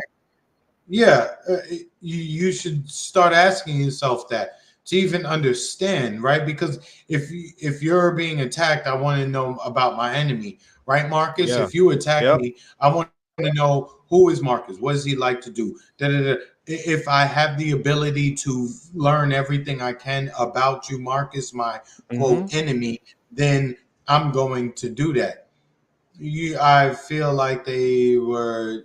Well, that's what a thinking person does, but most Americans Yeah, aren't true. thinking, so they don't take that thought process. They just No, you're right. react. I mean, think No, about it. you Think know of what? You're perfect right. example. Think about what happened to our people in the 50s with the KKK. The KKK, how they worked was they heard one person say, "Well, you hear what happened to Jenny May over there?" And then one person told them something, and it turned into a telephone game, and they all reacted off of something, and it wasn't true. I mean, how many of the massacres that happened in this country weren't even true? And that's honestly the same thing that's going on in them. They're building a whole narrative off of false information. Now, some of them at the top know it's a lie, but they have motivations. And there's another event I would go into. I'm not going to say that. I'm not going to get us in the hot water over that right now.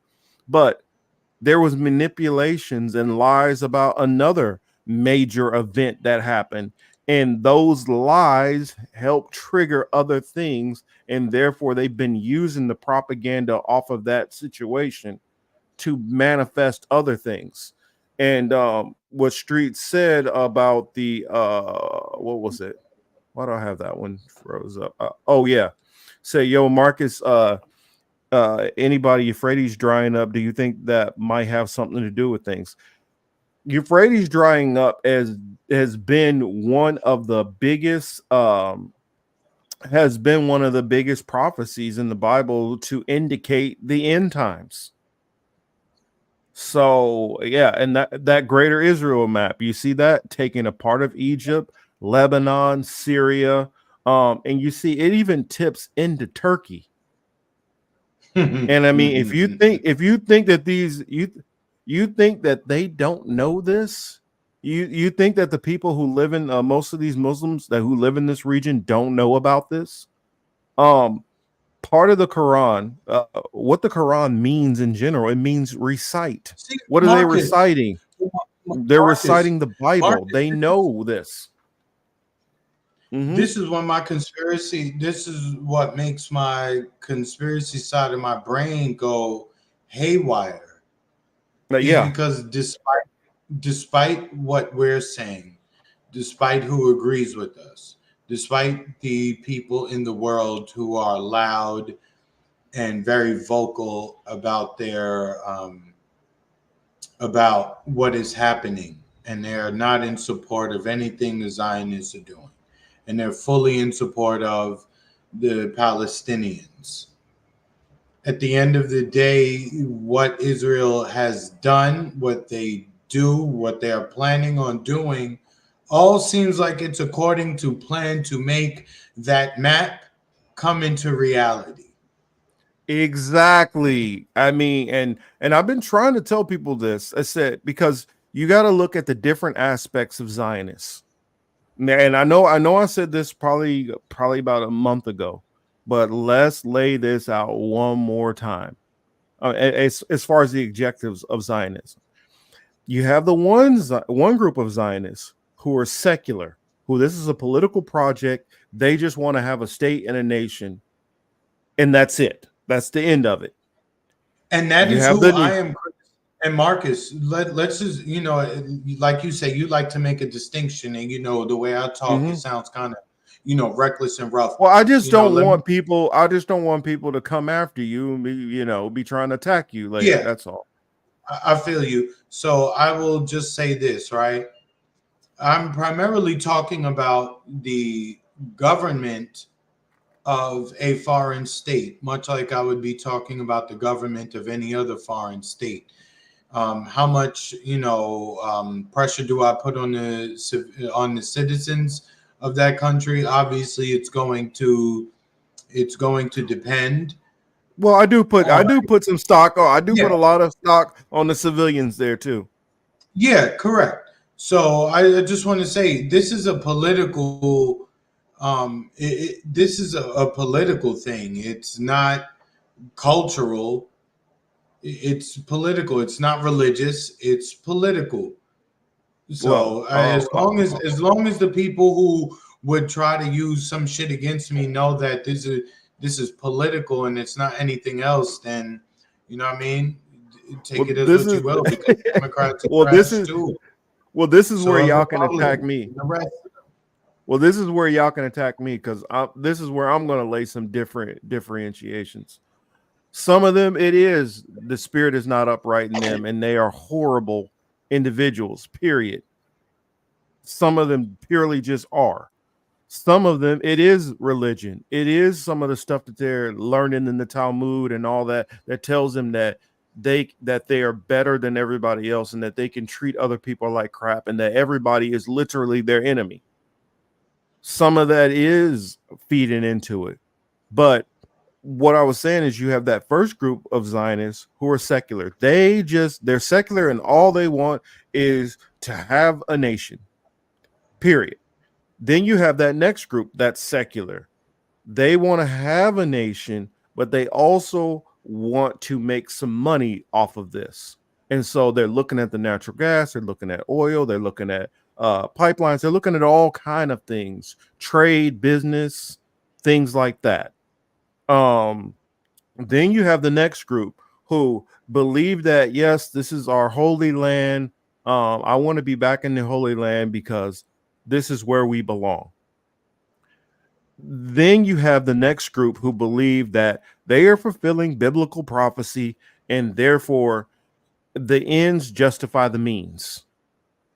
And so within those different groups of people, this is why the Greater Israel Project makes sense for all of them, because these people are getting their secular land. These people are getting this state sovereignty, which they seek, and a means to be able to run business with their people.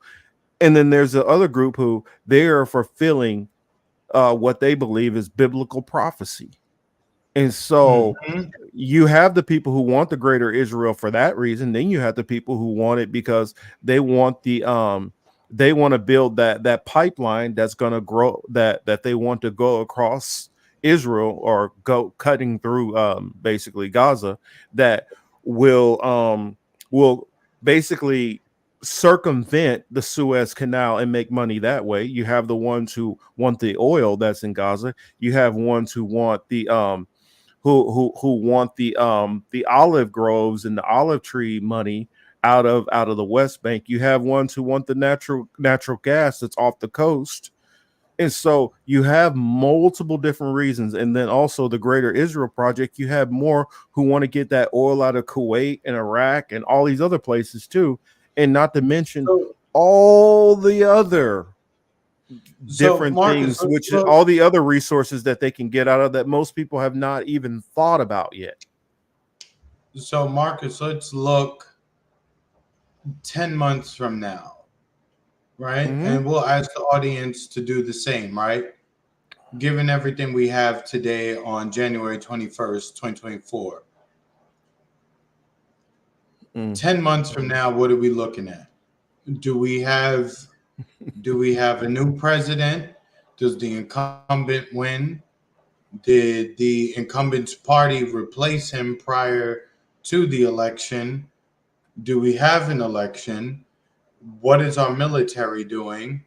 I mean, there's a lot of questions domestically that we have to address. But, you know, we spend a lot of time talking about foreign policy and foreign affairs too. But, you know, domestically, 10 months from now, where are we? 10 months from now, we are bogged down getting into the early stages of World War III. That's where I see. And we are probably And 10 months from now, we would be probably a little over 2 weeks from the election. 10 months from now, we would be 2 Oh, we're weeks gonna be past. full fledged into conflict by then, because if you notice, presidents like to get into wars and shit right before right before an election, because they think that it helps them stay in office. So, I mean, that's a lot of them feel like, well, it's not a good strategy. It's a lot of people in general feel it's not a good strategy to switch presidents in the middle of a war. The same Yeah, thing with I was gonna say the Democrats will shout now shout go down. out to Steve AM Wake Up. What's up, brother? Yeah, Steve was good. You know, it's going to be funny if what you say does happen.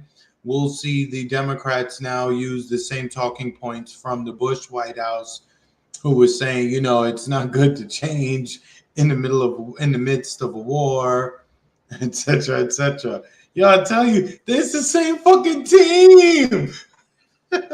Oh yeah, I wanted to throw out there a little bit about because I know we're getting close to the end of the show. I wanted to bring up the Book of Clarence. Okay, I didn't see And no, well, you saw the preview, right? That's not a preview. Okay, well, I just want to hear some of your insights from just looking at the preview, because I just recently saw it. Um, Fuzz saw it last Friday, and I think he went and saw it again last night. And I recommend it. I'll say that I truly do recommend the Book of Clarence. And even for people who are very religious, it had some parts where I felt like it was a little over the top. And Marcus, it was, yep. Let me tell you this, right? So from the time I saw that Jay-Z was involved with it, I was like, I don't know, because the last time that Jay-Z was behind a big movie was that Netflix movie with Idris Elba and there's a bunch of other notable Yeah, stars. The Harder They Fall. It's the same director too. Yeah, and that shit to me was whack as fuck. I'm sorry, I could not get into I that honestly movie. turned it off after like 10-15 minutes of the movie. Yeah. The first like 10-15 minutes. I wouldn't feel, but I said, I'm gonna go back. I'm gonna try to watch it. Marcus, I went back and watched it. 40 minutes of it. I watched 40 minutes of that movie and I was like, nah, this ain't it. So while the Book of Clarence on the previews did look as if, conceptually speaking, it looked like it would be a step above The Harder They Fall. I still thought it was going to be on that. It was going to have that same type of energy. Well, my question for you then, since you saw a lot more of it than I did, The Harder They Fall. To me, it came across like the black Tarantino, like a Tarantino, like a kind of feel. You 1000%. And that's kind of, I was like watching and I'm like, yeah, I'm not feeling this. Streets come to the farm streets. Come to the farm streets. I did my take on it. Hold on a second. Hopefully this doesn't start playing immediately. But I did a take. I think I put it on let's see if I put it on my channel a couple months back, I think. Sorry, apologies. Do we have any like DC nerds or MCU nerds in the chat? Do any of you keep up with that type of stuff? I'm curious to know. Let's see. Any old comic book heads in the chat? So I guess I didn't put it on here. Hold on a second. Then I must have put it on it's on my TikTok. Let me send it. I'm gonna send it over to you real quick. Because I wanted to show my take on it back then. Before I saw it, it didn't change very much from my take on it after. So let's see, copy. Yeah, it didn't change very much from there. Hold I'm almost got it. Dang it. I'm gonna send it to your I'm sending it to you on Twitter. All right. Oh damn. The hell? Oh, that's raining. Good lord. I was like, what the hell? Where, Is by somebody you? in here? No, it sounds like it's coming down. Yo, Oh yeah, you it's know the coming down. rest. It's coming down right now. So And I you just know, sent it over to you. okay, I'm gonna check. And shout out to everybody. Shout out to everybody in the throughout the country where it's cold or it's snowing or it's raining all crazy. I just want to say, don't be mad at me because it's 60 something degrees here and we still chilling. Don't be mad, okay? Yeah. Oh, Archer says it's pouring in the bay too. I Oh was yeah, wondering why I see, stopped hearing the music out there. That's why I stopped hearing music, because it's raining. But the only thing, oh, the one thing, what I will say about it before he plays the clip is, um, every actor in there they did a great job. Were there some parts on it that I felt were like over the top, and like you said, kind of the Quentin Tarantino kind of feel, like remember like Kill Bill, Marcus, I where didn't there's get parts it. where there's parts of blood squirting everywhere. Oh crap. Dang it. I hate when it does that. There it goes. It just went through. Okay. Um it was some parts where it was like a little over the top. I won't say what parts. Um uh there were certain times where they just threw random like high profile Bible names on just random characters, which some people are like, Bible people got all freaked out about it. And it's like, back in those days, everybody had the same names. A lot of people had the same names. So you don't have to get, you know, all bent out of shape because this person who was like this very righteous person, some random person had that name. And they took a couple of different events and miracles and things like that from the biblical stories and kind of threw it in there. The fact that they made the Romans all white, that's not accurate to biblical narrative. The Roman not I actually not biblical narrative. That's not accurate towards history. The Romans, all the nations that they went into, they took captive people and they put them in their army. So you had various people from all different places within the Roman army. I guess if you were talking about the Roman leadership, you could say that, yeah, they would have been pretty much all white at that time, or majority white at that time. And then there was just a couple of things in there which were not quite accurate, but overall it had its entertaining parts. It had some parts where you can feel it's a little disjointed, going from funny to serious in certain moments. And for those like super Christian-y people, don't freak out. They didn't make a mockery of Jesus or nothing. But yeah, that's kind of the things I'll say after the fact of seeing it, without going into any spoilers for those who want to see it. Steve says it's pouring. He says pouring here in Gold Country too. Um, I'll say that for anybody who already saw it but want to get my breakdown on it, um, which definitely I have spoilers um in that breakdown of it. You can go and check it out at Hebrew Apologetics. Me and Jose covered it, and we also covered here, I guess I can show you. I can Oh, show you Marcus. the thumbnail while Chris is getting it. Huh? Oh, Marcus, I was going to say, just to nerd us out, I had mentioned comics, and Chris H responded. You know, in the comic book world, they did some real fly shit with the X-Men.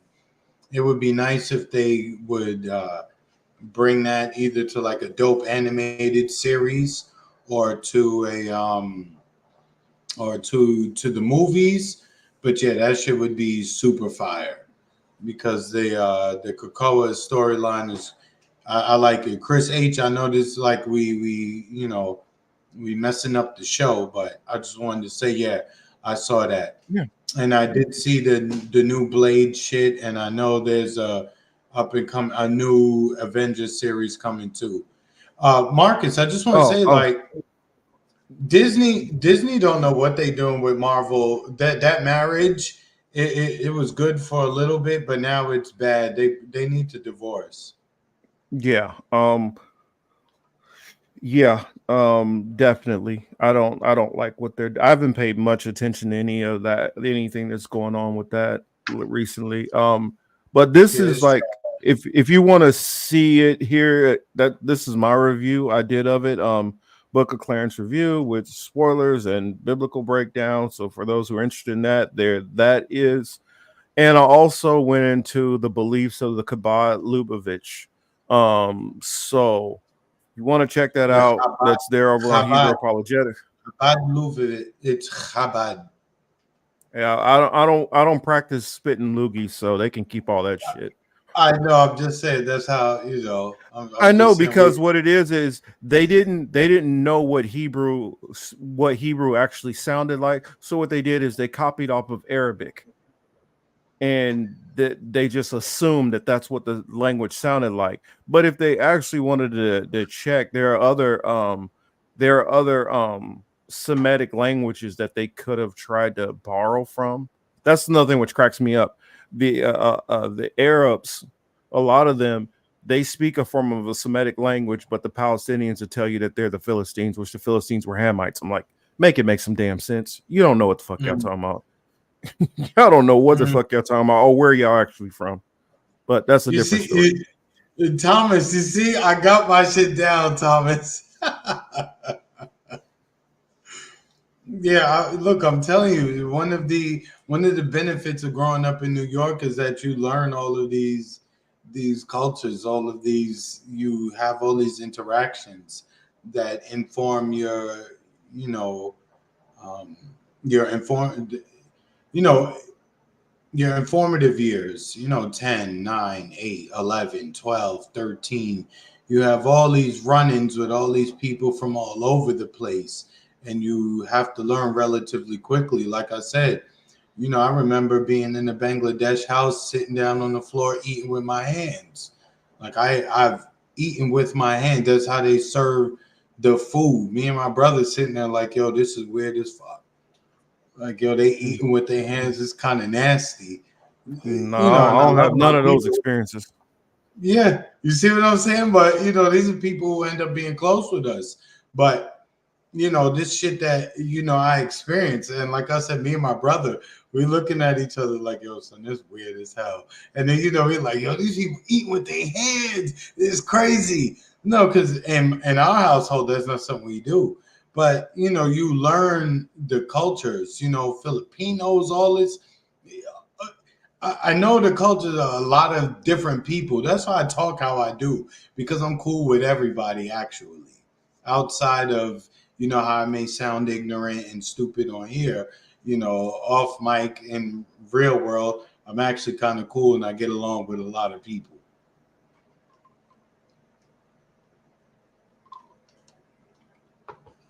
Yeah, streets.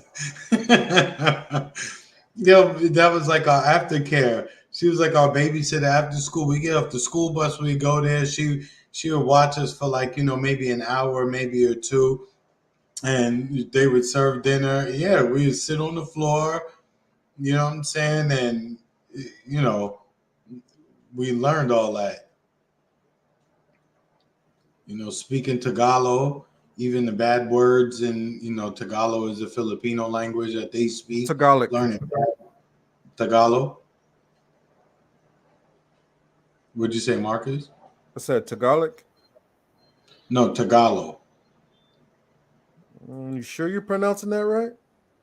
I mean, maybe I'm wrong, but I'm just saying, again, that's how we say it up top. So if I'm saying it wrong, then that's just an up top thing. You know what I'm saying? That's how we say it. Mm. But yeah, everything. We had everybody. So I'm used to everything. So that's why I'm critical of everybody, because I've seen the best of worlds and I've seen the worst of worlds. So, in everything. But Marcus, we had like 340. Oh, I I thought you were don't. gonna play the video. Oh shit! Yeah, duh. Sorry.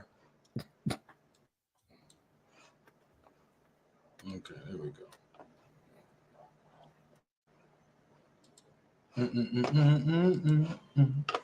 I'm about to get. I'm doing it right now.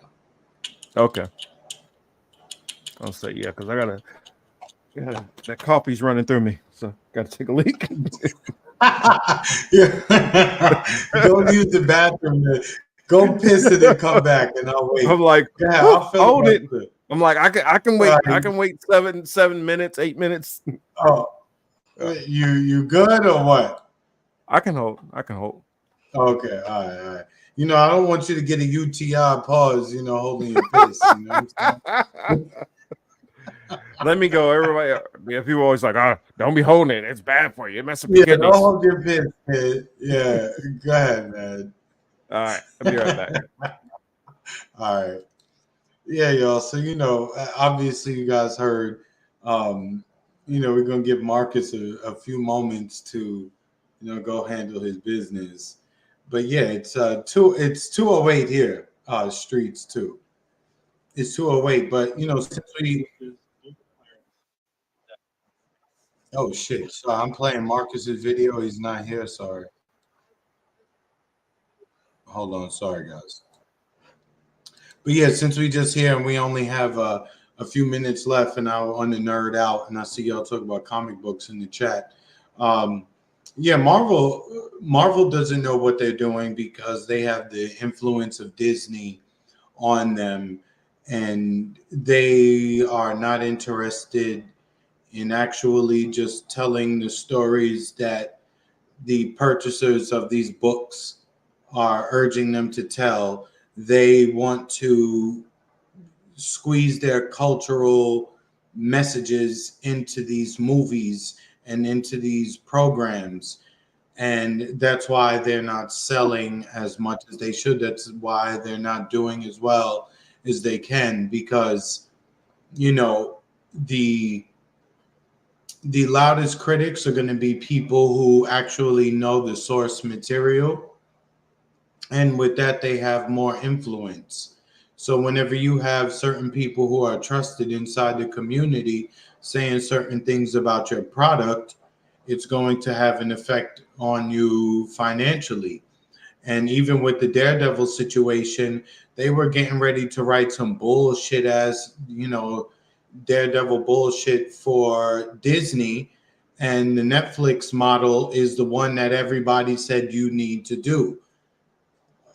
Kevin Feige or Fahey, I don't know how to pronounce his name, but he's the top guy at Marvel. He watched Disney's first 4 episodes or so of Daredevil, the Born Again. He ended up firing the writers and the director and said, yo, even though I know we're on schedule to have a product out by this particular date, we're going to take our time, we're going to reset. And now what are they doing? They're aligning their new project with what took place in the Netflix universe, because that is what the fans wanted. For too long, a lot of these studios hear the fans and they just say, you know what, you will do whatever we want. All right. Well, they're not having the greatest levels of success doing it that way. It was even like the Black Panther. Oh, okay.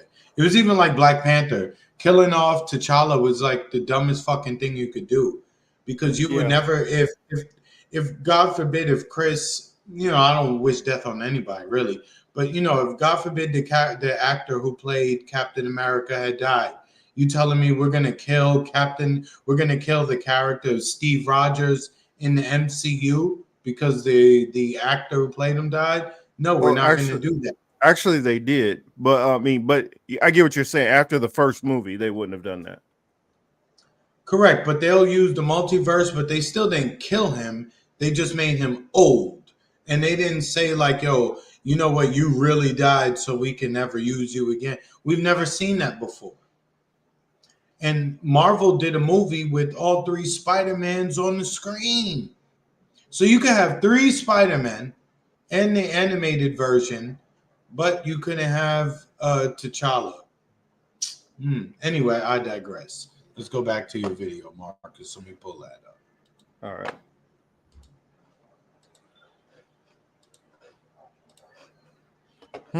Street said we should have a leave the world behind discussion night. I don't know. We might look at doing that on some Sunday, and do it on Rockfin.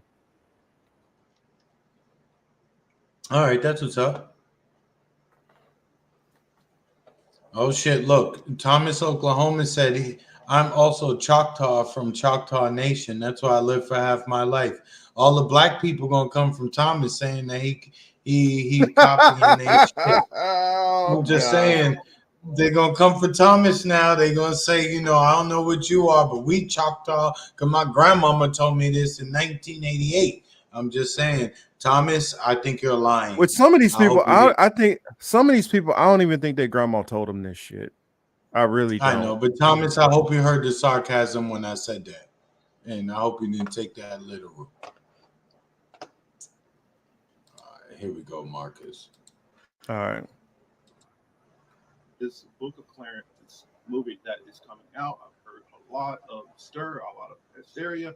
Blasphemy, blasphemy, blasphemy, run for the hills. From definitely Christian TikTok and just from a lot of Christians just in general. And what I would say is, I think that there can be good things that we can derive from this film. A lot of, I don't know how many Christians know this or don't know this.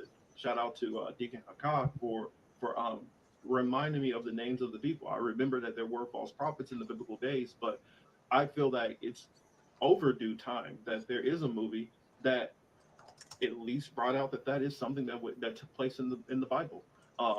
Bar Jesus, Simon, both of them were known as false prophets, who were in the biblical times, who were trying to, ride off the fame of the Messiah and trying to, implement, trying to replicate what he had going on and try to capitalize on the movement that was going on in the time.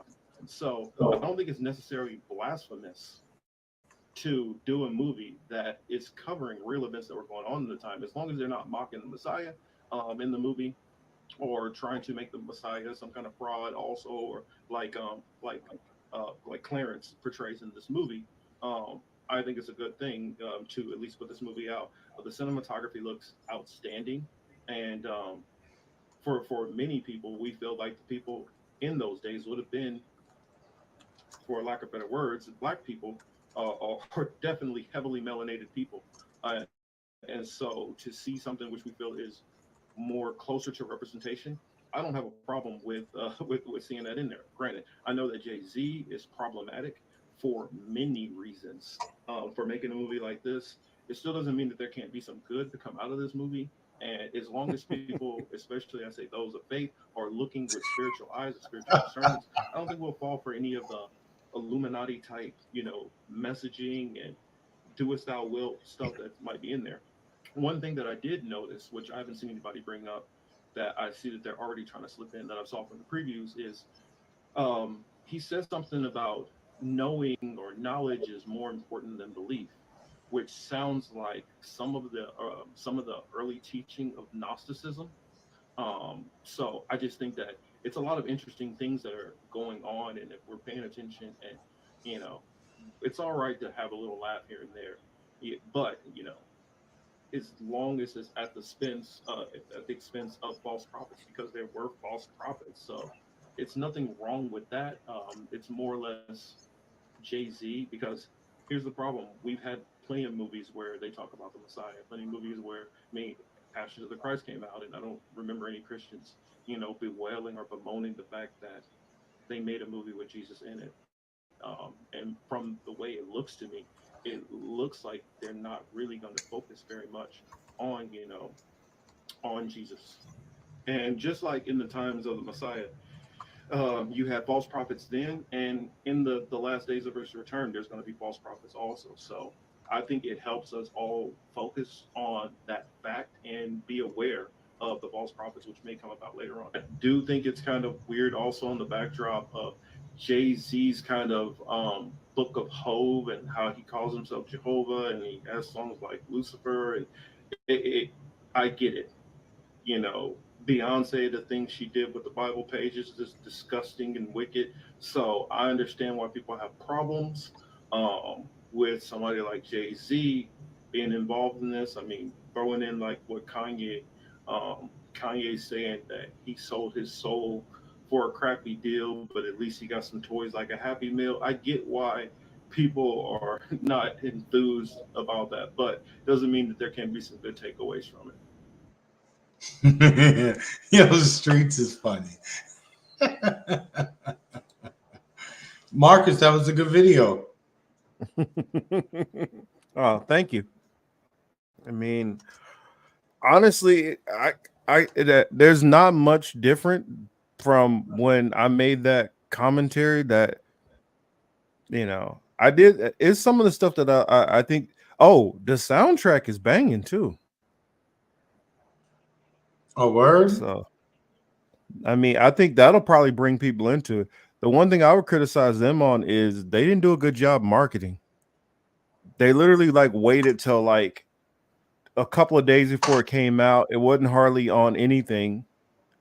And so I think the crazy thing about it is all them Christians out there are going to be the number one people to boycott it and not see it, even though it's something that's sort of in their wheelhouse. But Passions of the Christ, they'll all have their asses out for it and see that crap. Go out there and see Russell Crowe play Noah, but yeah. Let it be a black man be in Christ, and can't watch this. Blasphemy. I need my white Jeebus. It's 3:32. Gregory Walker. It's 3 minutes 32 seconds, not 33. I just looked it up because I have the music app up, so I just pulled it up real quick. But that's how long the movie is? What was that? Jason No, the Devils? song Oh. The Evils. Dear God, I wonder, can you save me? Oh, yeah. Illuminati for my mind, soul, and my body. Yeah, no, because that's my shit. I The know only thing, shit. I guess Like the the only back- thing I would switch, I just thought about something when I said about the Gnosticism part. Only thing I would probably switch up a little bit is I would say instead of Gnosticism, it's kind of like some 5%er stuff in there. Because I didn't realize James Samuel is a 5%er. That's what I was, when we spoke yesterday, that's what I was telling you. In New York in the 80s, 90s, you heard of 5%ers. Like I said, most of the Wu-Tang Clan is 5%ers. You know what I'm saying? That's why you get the "What Up, God." You know when they be saying "What up, God." Man, when I used to hear that in the song, I just thought, I was like, it sound weird. I don't know what they talking about, but whatever. What's up, God? What up, Lord? Yes, that's whatever. all 5. That's all 5% talk. They, when you address each other, you would be like, "Yo, what's the mathematics?" You know what I mean? And you got to know all the days and the numbers that coincide with it. There's a whole. You have to study to actually get in there. You don't just be like, "Oh, my niggas on the block is 5%, and so I'm gonna join them." No, you actually have to learn it and to speak the language and to try to live. You got to try to somewhat live up to, their code. Does that always happen? No, it doesn't. But I know the director, he was like referring to all the people in the interview, was like, "Peace to the gods." I'm like, what is you talking about, the gods? So, Mr. Street said, "Y'all see me walking in a white tee, pray for me." Oh shit. He said going out like Doughboy, huh? That's what we talk about. And lastly, Marcus, look, we got about 5 minutes before we wrap it up. So I say we Mhm. just shoot the bullshit. You know, what you've been watching on TV? Um, You know, because there's a what lot have of I shit been happening. watching? I started watching The Continental. Watching that, and of course, watching. Oh, we just finished watching Fargo. Wild ass season. Okay, I don't know about Fargo. You don't know about Fargo at all? I mean, I know about Fargo, but that's not something that I would No, I'm ever not talking about watch. the movie Fargo. I'm talking about the show. Yeah. I know. I've seen I've seen previews for it and commercials and things like that, but it's just not something that I ever clicked on. And I've got I've got It's all the definitely networks. it's definitely worth a watch. It's definitely worth a watch. And of Oh, I course, got watching access. Let me watching see. the All that shit. man. What'd you say you need? I'm trying to think. What is it on Prime? Man, I'll send you that shit over. You know, I And was we got. bored. I started watching Reacher. I started I watching watched I Reacher with watched the, Reacher. Oh shit! I probably got an episode waiting on me. Season finale or yeah, something. I don't know, but I watched Reacher, with the swollen white boy who just looks like he be in the gym and he looked mad tight. Like The they first just first season was pretty good. The second one's kind of yeah. yeah. And then what else did I watch that was actually solid? There's not a whole bunch of good shit out. Nah, I don't know. People been Yeah, trying those to get me into like watching like somebody at work was trying to get me into watching Sons of Anarchy. He was like, I need to watch that. They were saying I yeah, need to me too. watch People have told me Yellowstone. about that. People told me about that for years. I just never really got into it. For the anime fans in the room, I don't know if anybody ever seen it, but I will keep saying it. That Blue Eye Samurai, that shit is fire. I suggest everybody watch that. If you're into anime, that shit is on Netflix. It's fire. I'm telling you. Everybody I put on to Blue Eye, they hit me back like, nah, son, you got that one. So I'm just saying, if you watch that one, you probably won't be disappointed. If you into Um, like samurai shit with swords and people being cut up and shit like that, if that's your escape, that shit is fire. yeah, Streets. You need to check it out. You definitely need to check it out. Like Cobra Commander, he's like, I like how every season of Fargo is nothing like the last season, but each one is insane. It's man, that first season that I saw of Fargo I was like, what the hell am I watching? Oh, do you watch Kanan? Do you watch Kanan at all? Oh yeah, oh yeah, oh yeah. Oh, yo, that remind me of something. Do you watch Look at that got him. Yo, that remind me of something. I gotta show you at least this last part of this Crank Lucas. Yo, because you're gonna know you're gonna understand the reference.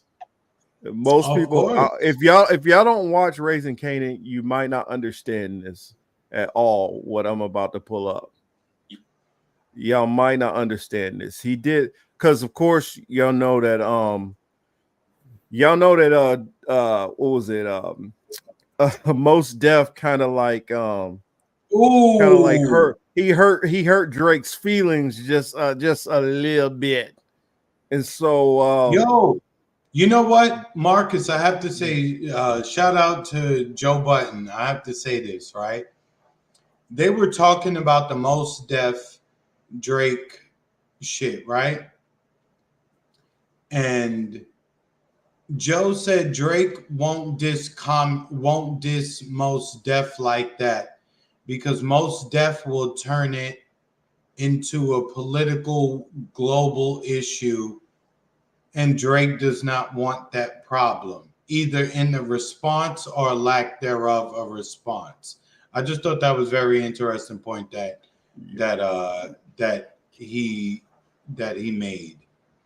And Chris H, Marcus and I talked about that earlier. I said I wanted to show it on the show, but it totally slipped my mind. And maybe another show, maybe next week we'll do it.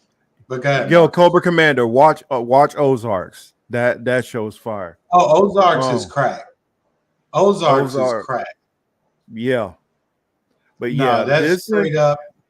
Ozarks is Chris, straight up cocaine. are you ready for this? Oh shit. Oh shit. Ronnie.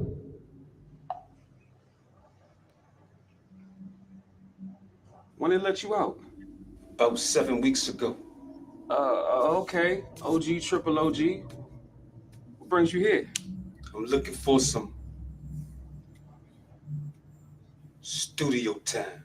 Oh, okay. Well, I'm in a session right now, big dog. But if you want to come by tomorrow, I'm free all day tomorrow. I'm sure you'd rather work with me when I'm awake and fresh. First thing in the morning, we go to work. Yeah, sure. You got it, bruh. You paying cash or card? Ain't got no funds. Meek wouldn't give me no work, so I made him go night-night. He ain't coming back.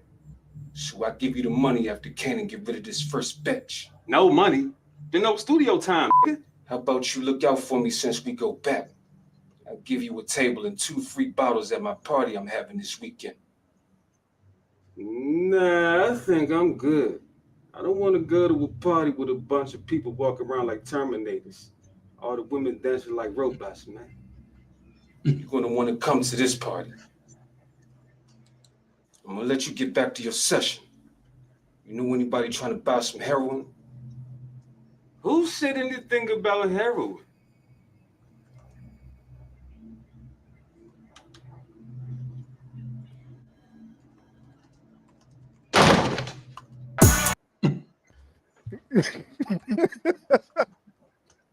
Who said anything about heroin?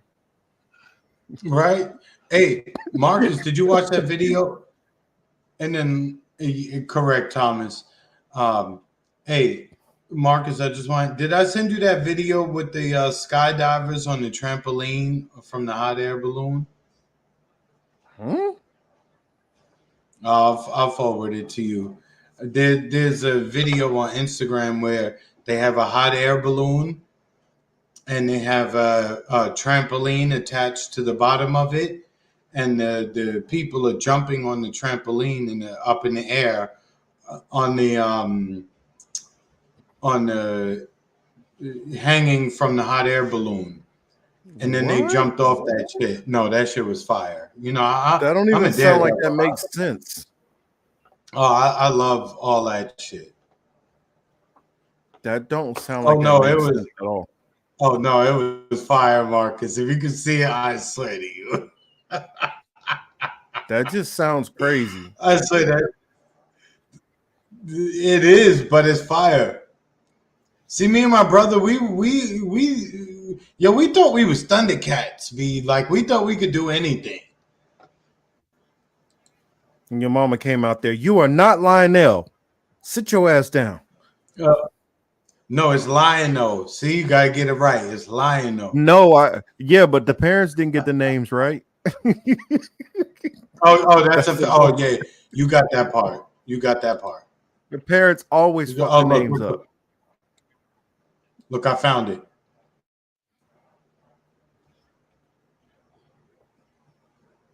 What the fuck is this?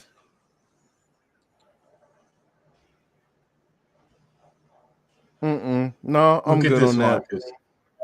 I'm good on that. You want to do that? Fuck no. Look at that. Look. Man, white people come with some crazy ass shit. They come up with, man, what the?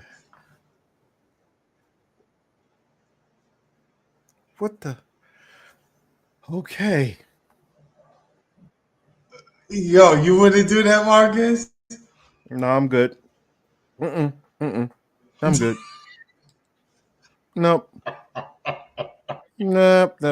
Yo, you know what? That must be the Caucasian. That must be the little bit of Caucasian running through my blood. You know what I'm saying? I guess that. Oh yeah. That I guess that really take me off the nigga plantation You know what I'm saying? But I for sure would do that shit 1,000%. You know they No, make no, the shoots. Look, no, whether you pass out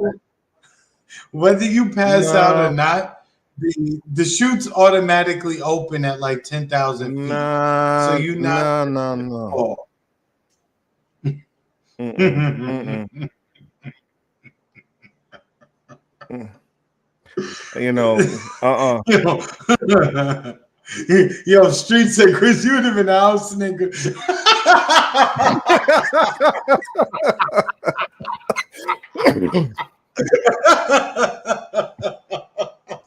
no, Yo, no. yo, Streets, that's some funny shit.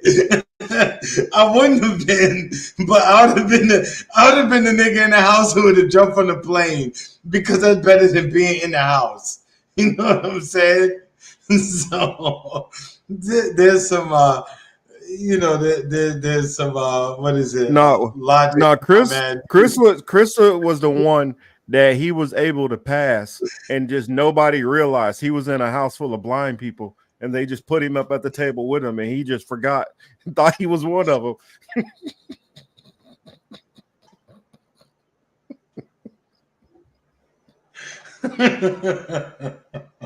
You know, Street said was funny as shit. Street said, yo, you gonna jump from a trampoline in the sky? You a house nigga. No, hey, you know who you would have been? You would have been Homer. Yeah, you ever seen, what was that one show? That one slave catcher named Homer. That would have been you. Steve said, I'm not getting anywhere near a parachute. Hell no. I don't want no Steve part of said, that. nah. You got it, Streets. champ. Streets. Look, I'm not only in the field, I'm in the air. Oh. No, so yo, shit like that I don't have no fear of. But I do want to go. I haven't been scuba diving. I really want to go scuba diving, but I don't want to go scuba diving too deep. I don't want to be around no fucking crazy ass sharks. Chris H, yeah, I did see the 2011 Thundercats. I thought that was pretty good. It was too bad it got canceled. But yeah, I'm not, me and my brother, like when we went to Jamaica though, we jumping off the highest cliffs. We was like daring each other to see who could do the most backflips off the cliff into the water. Like that's how we was. Yeah, we would do wild shit, even in New York. I think I found like Chris. On bikes and shit, all that. I found Chris.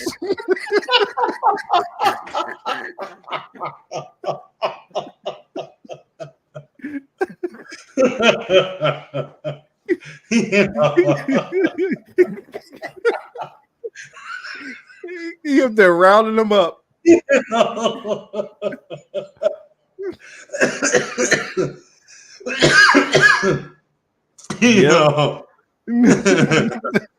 There you are, right here. Yo, that shit is funny. And you know what's funny? He was in the Book of Clarence too. Oh, was he? Oh, okay.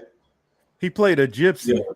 He was like the leader of the gypsies and was robbing people. Yeah, that's you right there, little Homer. Yo, that shit is funny. Yo, I'm gonna tell you, when my brother went skydiving, I was vexed. I was like, "Damn, he beat me to it." No. You got that, champ. All you. I'll be on the ground waiting for you to come down. That's about it. I told my homie that, right? I said, "Yo, son," I sent him the video, right? I said, "Yo, son, this shit look fly," right? He responded to me. He was like, "Nigga, I don't mess with none of that shit, right?" And I said, "Damn, I knew you wouldn't go with me." He said, "Somebody got to be able to tell the story about the stupid shit you did." Yeah. Bro, I don't even ride roller coasters. Yo, that's the same thing he said. He said, "Dog, I don't even do roller coasters. You know me, I'll get on any roller coaster." Nah, I worked for a summer. I worked at a local amusement park called Worlds of Fun, and I used to see that shit get stuck. I didn't see people fly off of it. Yeah, I'm good on roller coasters. And then when I saw the people who doing the maintenance on them, nah, I'm good on Yeah, that. they all look like they were on the short bus going to school. Either I mean, that or they they was do. like So look, 19 you years can be old. mad at me for that, but when you see them, look at it. Look at Either that or they was 19 years old and was just trying to hurry up and get done so they can kiss their girlfriend behind the funnel cake machine or something. Oh shit! Damn, that's So facts. nah, I'm not taking no chances on that. Yeah, it's funny, but anyway, man, we have 409. It's 235. Yeah, Yeah, and I know. I saw that. I appreciate the cornbread. Yeah. Anything? And is there anything else? They be taking Chris cornbread. Oh yeah, I shit. He'd They be would have like, killed me a long time ago.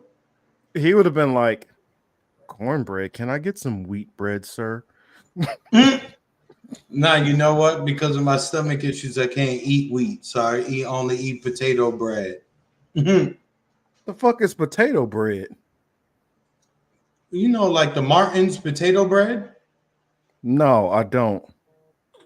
Like instead of white bread, instead of whole wheat bread, the Martin. It's look in the bread section next time you're in the What supermarket. kind of sedity ass bread was your ass eating?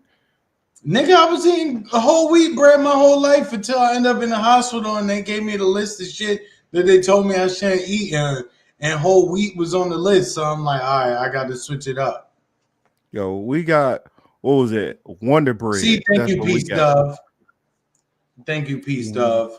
We got Wonder Bread. That's what we got. Okay. I don't know if it's a he or a she, but We got Peace Dove, nice no. bleached ass fake white bread. That's what we got. No, nigga, white bread is the worst. That's that shit that gum up behind your teeth. You can't never get it right.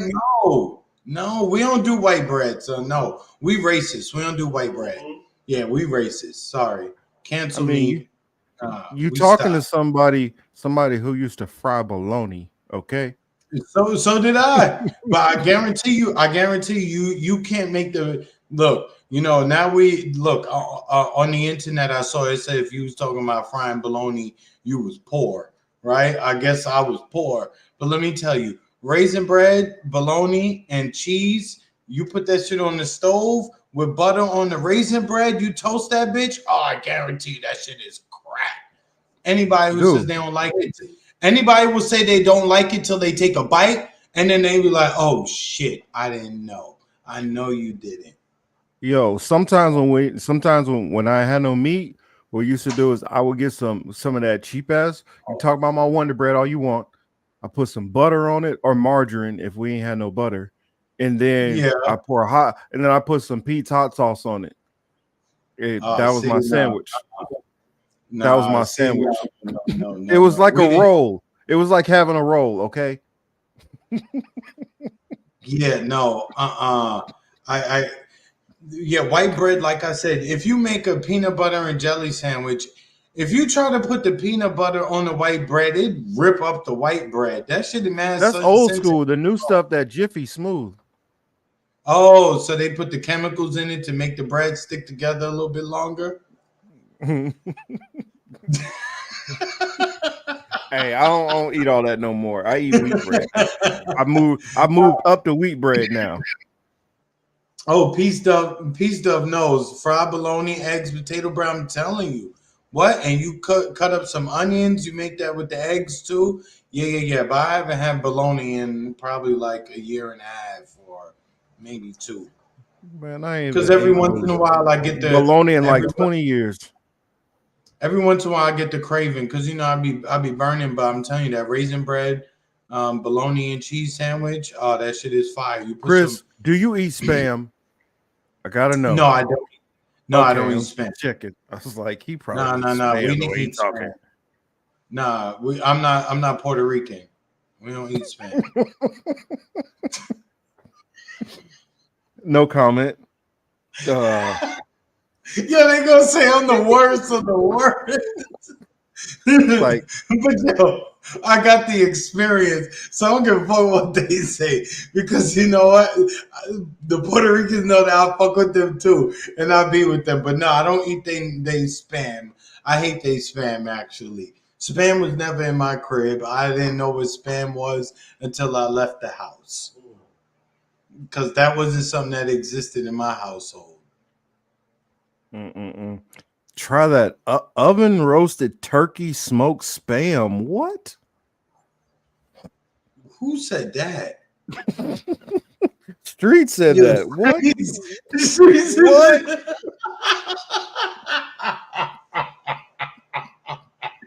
Oh wow. Y'all eating some different shit. Yo, hold on, look. That's how you know Streets is like real poor, right? What is what? Wow. Wow. Cooking oil in the welfare peanut butter. Chris makes it smooth. Actually, Yo, wow. Streets. There's a funny shit, Streets. Potato Oh, shit. dumplings. I don't think I've ever had potato dumplings. I wonder what that tastes like. Turnip greens and ham hocks. No, Turnip I greens can't- sound good. I can't touch the ham hocks no more. That was my grandma that she loved. She have her cornbread with some greens and some ham hocks, and she might get like some what kind of milk was that? Was that goat milk or something that she mixed it? Yeah.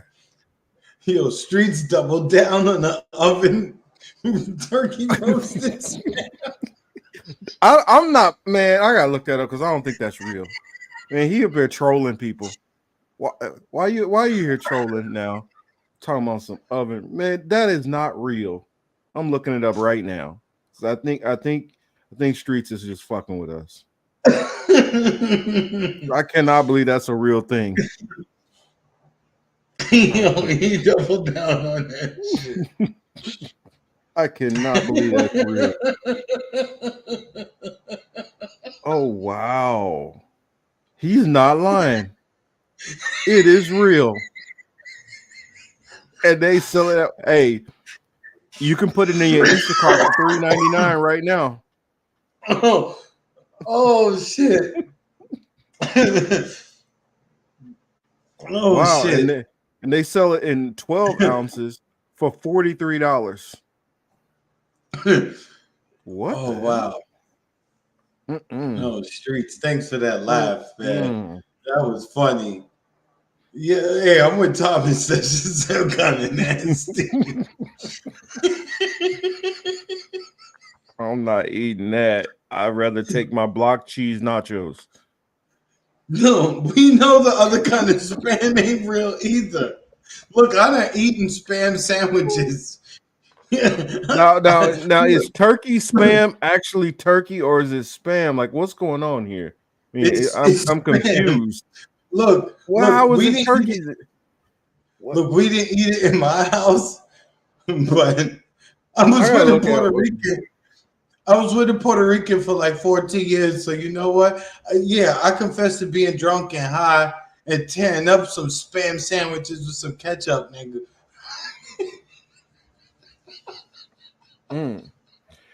It says oven roasted turkey spam is ostensibly the healthiest form of spam.